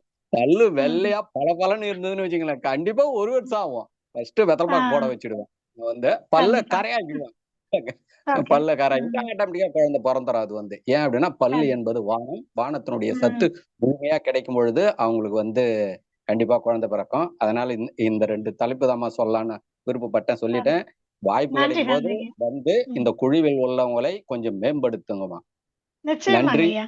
வாய்ப்பு நன்றி. நன்றி, மகிழ்ச்சிம்மா. மிக்க நன்றி நன்றிங்க. ஐயா மகேந்திரன் ஐயா. அம்மா முக்கியமா சொன்னது வந்து டிசபிலிட்டி லீட்ஸ் டு ஆங்கர் சொல்லுங்க. கோபம் ஏன் வருதுன்ட்டு. சோ இந்த வாழ்க்கை வாழும்போது நிச்சயமா நமக்கு அந்த கோபம் தான் வரும். கௌரவத்துக்காக நாம சோஃபா சேர் வாங்கி போடுறோம். அது பேஷண்ட்டுக்கு தான் என்னதுன்னு ஒரு என்ன சொல்ற ஒரு இடித்தான் போல இருக்கு. ஏன்னா நாங்கெல்லாம் மோஸ்ட்லி குரூப்லாம் போகும்போது வெளியில தரையில தான் உட்கார்ந்து சாப்பிடுவோம். அந்த ஒரு கூட்டமாக அமர்ந்து சாப்பிடுவது நிச்சயமாக ஐயா சொன்ன மாதிரி எங்களுக்கு அந்த பழைய நினைவுகள் ஓரளவுக்கு எங்களுக்கு தெரியும். இன்றைய கொஞ்சம் இந்த இந்த சிட்டி வாழ்க்கையில வாழறவங்களுக்கு அது தெரியாது. நிச்சயமாக அந்த கடல் குளியல், ஒன்றாக அமர்ந்து சாப்பிடுவது, பௌர்ணமி நேரத்துல மாடியில உட்கார்ந்து சாப்பிடுவது, இது எல்லாமே ரொம்ப தொலைத்து எங்கேயோ ஓடி வந்துட்டோம். அட்லீஸ்ட் மாசத்துக்கு ஒரு தடவையாவது அதை நம்ம ஃபாலோ பண்ணலாம். நீங்க அதே மாதிரி இந்த நிச்சயம். அதிகமான பொருள் குவிவதால் மண் வளம் கெடுகிறதுன்னு சொன்னீங்க. அது நாம ஆமா. யோசிக்கணும். எப்படி நாம பொருள் வாங்கினா அங்க குவியுதுன்றத நீங்க சொன்னீங்க. திருப்பூர்லயும் அந்த ம். சா பட்டறை இது சாயப்பட்டறைகள் வரும்போது அந்த இடத்துல மண் ம். வளம் ம். குவிகிறது. அது எப்பொழுது நமக்கு வரும்? அது ரொம்ப தூரம் இல்ல அப்படின்னு சொல்லுவது. எனவே இயற்கையோடு இணைந்த வாழ்வை நாம் வாழ வேண்டும் என்பதை மிகச் சிறப்பாக சொன்னீங்கம்மா. அடுத்ததாக கனகராணி அம்மா பேசலாம். ஒரு முறை அன்மியூட் பண்ணிக்கோங்க, டச் பண்ணிக்கோங்க மைக்கு. உங்க கேமரா ஓபன் ஆயிருக்குமா? மைக்கு ஓபன் ஆகல. பேசலாமா? மறுபடியும் மைக் டச் பண்ணுங்க. வாழ்க வளமுடன்மா. பேசுங்கம்மா. வாழ்க வாழ்க வளமுடன். சொல்லுங்கம்மா. அம்மா வாழ்க வளமுடன். சொல்லுங்கம்மா. ஆமா அம்மா சிறப்பா வாழ்க இன்னைக்கு வளமுடன் சொல்லுங்க. கேக்குதுங்கம்மா. இன்னைக்கு சிறப்பா சொல்லுங்கம்மா. இருந்தது வகுப்பு. அறிமுக வகுப்பே மிக சிறப்பாக கொடுத்தீங்கம்மா. நல்ல நிறைய பேருக்கு இது ஒரு சந்தோஷம். விழிப்புணர்வு வகுப்பாக இருக்கும். நாங்கெல்லாம் சின்ன கண்டிப்பா. வயசுல இருந்ததை இன்னைக்கு எங்களுக்கெல்லாம் ஒரு ரீகேப் மாதிரி அந்த நாள் ஞாபகத்துக்கே கொண்டு போயிட்டீங்க. அதாவது வெளியே ஓகே. தூங்குனது, 1 மைல் தூரம் ம். இந்த காலை கடனை முடிக்கிறதுக்காக போனது. அமாவாசை நாட்கள்ல ம். தான் அந்த இட்லி எல்லாம் கிடைக்கும். அந்த ஒரு ம். 1 மாதம் எல்லாம் நாங்கலாம் வந்து அந்த கைத்தறி நெசவு எங்க ஊர்ல எல்லாம் நிறைய அதான் இருக்கும். திண்டுக்கல் ஓ, பக்கம். சரி. ஓகே. அமாவாசைக்கு 1 நாள் தாங்கம்மா நீங்க சொன்ன மாரி இட்லியே போடுவாங்க. அந்த ம். அந்த 1 நாள் லீவ் கிடைக்கும். சாப்பிட்டு சினிமாக்கு போயிட்டு அந்த 1 நாள் ஜாலியா இருப்பாங்க. அந்த தீபாவளி, பொங்கல் தான் அந்த பலகாரம் அப்படிங்கிறதே இருக்கும். அது ம். ஒரு ஜாலியா சந்தோஷமா இருக்கும். அந்த ஒரு ம். காலத்துக்கே நீங்க கூட்டிட்டு போயிட்டீங்க எல்லாத்துக்குமே. ஆனா இப்ப இருக்கிற காலத்துல நம்ம பசங்களுக்கு வந்து புரிய வைக்க முடியலைங்களேம்மா. வீட்ல உள்ள உணவுகள ம். இப்ப நம்ம சாப்பிடுறோம். வெளிய வாங்குறது கிடையாது. ஆனா ம். அவங்கலாம் வந்து அது வெளிய வாங்கி சாப்பிடுறது தான் ஒரு இப்போதைக்கு நாகரிகமா நினைக்கிறாங்க. சொன்னா வந்து அவங்க ம். நம்மளையே வந்து ஒரு கேலி பண்ற மாரி பேசுறாங்க. சரி, அவங்க பரவாயில்ல. நான் என்ன சொல்றேன்னா, இட்லி ம், சாப்பிட்டோம், தோசை சாப்பிட்டோம் பரவாயில்ல. ஆனா அந்த இட்லி, ம். தோசை எல்லாம் தூய மல்லி அரிசி, தங்க சம்பா அரிசி, குதிரவாளி அரிசி, அது பாதிக்கு பாதியாவது அப்படி நம்ம சமைச்சு இப்போ அது இப்போ சிறுதானியங்களும் பாரம்பரிய அரிசிகளும் இந்த ஆ. அரிசியோட கலந்து நம்ம செய்து கொடுக்கும் பொழுது கொஞ்சம் கொஞ்சமா மாறி வந்துருவாங்க. இப்போ இப்ப உடம்பு வந்து அவங்க நம்ம உடம்பு ஆரோக்கியமா அவங்க இருக்கிற வந்து தனியா வரைக்கும் தான். இருக்கிறாங்க. ஆ, ஆ. என்னப்பா? அவங்க வந்து இப்ப 2 பசங்க தனியா வேற வேற ஊர்ல இருக்கிறாங்க வேலையில. கல்யாணம் ஆகி இப்ப சிறுதானியம்லாம் சேர்த்துக்கிறாங்க. இருந்தாலும் இந்த வெளி பொருட்கள்லாம் வாங்கி சாப்பிட்டுக்கிறாங்க. இந்த இயற்கையிலிருந்து கொஞ்சம் தள்ளி இருக்கிற மாதிரி நம்மளுக்கு புரியுது. இத வந்து எப்படி நம்ம புரிய கண்டிப்பா. வச்சு இப்படி கொண்டு வர்றது? நம்ம பசங்க மட்டும் இல்ல. எப்ப நெறைய பேர் இப்ப இருக்கிறது அப்படிதாங்கம்மா இருக்கிறாங்க. ம். இல்ல ஒண்ணும் இல்ல. இப் அதுக்காக தான் இந்த மாரி விழிப்புணர்வு முகாம்கள் நெறைய நடத்துறோம். ஸ்பீச் எல்லாம் குடுக்குறோம் நெறைய இடங்கள்ல. அது சரி. எப்படியாவது கொஞ்சம் ஒரு 1 மணி நேரம் அந்த மாரி வகுப்புகள் எல்லாம் அவங்கள ஜாயின் பண்ணி, சும்மாவாது ஆ, கேட்கவாது சொல்லணும். இப்ப நீங்க கிளாஸ் அட்டெண்ட் பண்ற மாரி அவங்களுக்கு சும்மா இன்னைக்கு ஒருத்தர் வந்து நேச்சுரோபதி பத்தி பேசுறாங்க. உனக்கு ஆ. ஏதாவது யூஸ் ஆகுமான்னு பாருன்னு அவங்களுக்கு ஒரு தகவல அனுப்பிச்சு விட்டீங்கன்னா, அவங்க அட்டெண்ட் பண்ணுவாங்க. எப்பவுமே நம்ம வீட்ல ஆ. இருக்கிறவங்க நம்ம சொல்ற பேச்ச கேட்க மாட்டாங்க. ஆமாங்க. அடுத்தவங்க இல்லைங்களா? சொன்னீங்க. அப்போ என்ன பண்ணணும், இந்த மாரி வகுப்புகள்ல அவங்கள ஜாயின் பண்ணி விட்டு, ஒரு ஆ, நாள் அட்டெண்ட் பண்ணி பாரு. உனக்கு பிடிச்சிருந்தா பாரு. ஆ, கன்டின்யூ பண்ணு. எவ்வளவோ பண்றீங்க. உங்களுக்காக உங்க மேல அக்கறை வச்சு தானே சொல்றோம். அப்படின்னு ஆ. கொஞ்சம் பிரஸ் பண்ணி சொல்லி பாருங்க. அப்புறம் அந்த மாரி கேட்டாங்கன்னா, ஒரு தடவ கேட்டாங்கன்னா, அப்புறம் புரிஞ்சு போயிடும். இன்னைக்கு இல்லனாலும், தனக்கு முடியாத போதாவது சிந்திப்பாங்க இதை குறிச்சு. கண்டிப்பா மாறுவாங்க. இப்போ சொல்ல யூடியூப்ல வந்துருங்கம்மா நீங்க பேசுறது. அதை வந்து அனுப்பி வச்சிருவேன். இன்னும் நிறைய பேருக்கு கூட இதெல்லாம் அனுப்பி வச்சிருவேன். கண்டிப்பா அனுப்பி வச்சுட்டு கண்டிப்பா. அதெல்லாம் அவங்களுக்கு வந்து அது யூஸா இருக்கும். இந்த பல்லுக்கெல்லாம் சொன்னீங்க. பல்லு வந்து இப்ப ம். நாங்க இயற்கை பொடியை தான் பயன்படுத்துறோம். இன்னும் சில சரி. பேர்லாம் வந்து அந்த விளம்பரம் படுத்திடுறாங்களேம்மா டிவியில. அதை பார்த்து இதை பண்ணா வெள்ளையா வரும், அதை விளக்குனா வெள்ளையா வரும் அப்படின்ட்டு அந்த ம். கண்ட பேஸ்ட்டுகளை எல்லாம் வாங்கி வாங்கி விளக்குறாங்க நிறைய பேரு. பல்லு வெள்ளையா ம். இருக்கணும் அப்படிங்கிறதுக்காக. இன்னைக்கு நீங்க ஆ, சொன்னதை வந்து நிறைய பேருக்கு சொல்லும் போது இதுல ஒரு விழிப்புணர்வு கிடைக்கும்மா. கண்டிப்பா இதை வந்து கண்டிப்பா. கண்டிப்பா நல்லா இருக்கும் அனுப்புவேன். நன்றிங்கம்மா. வாழ்க வளமுடன். நன்றி. நன்றி வாழ்க வளமுடன். நன்றி அம்மா கனகராணி அம்மா, மிக்க நன்றி. வாழ்க வளமுடன். அம்மா ஒரு வார்த்தை சொன்னாங்க, உயிரோடு இருக்கணும்னா உடற்பயிற்சி செய்யணும்னாங்க. ஏன்னா நாம வந்து எல்லாத்தையும் மிஷின் ஆபரேட்டர்களாக தான் இருக்கிறோம். சோ அதற்கான பிராயச்சித்தம் நமக்கு மகரிஷி கொடுத்திருக்கக்கூடிய அந்த உடற்பயிற்சி, ஓகேங்களா? அதை தொடர்ந்து செய்யணும். இப்ப அவங்களுக்கு வந்து அவங்களால முடியாத போது நிச்சயமா வருவாங்க. நாம சங்கல்பம் செஞ்சுக்கலாம். நாம அதை ஃபாலோ பண்ணணும். முக்கியமாக தாய் தந்தையை ஃபாலோ பண்ணும்போது அதை பார்த்து குழந்தைகளும் வருவாங்க. ஏன்னா நாம ஹாஸ்பிட்டலுக்கு போறதே இல்லைன்னும் போது அவங்களுக்குள்ள ஒரு கேள்வி வரும், இவங்க இப்படி இருக்காங்களே, இவங்களுடைய வாழ்வியல் முறை. ஏன்னா நாம நம்ம முன்னோர்களை பார்த்திருக்கிறோம். அடுத்து இப்ப வரக்கூடிய ஜெனரேஷன் அப்படித்தான் இருக்காங்க.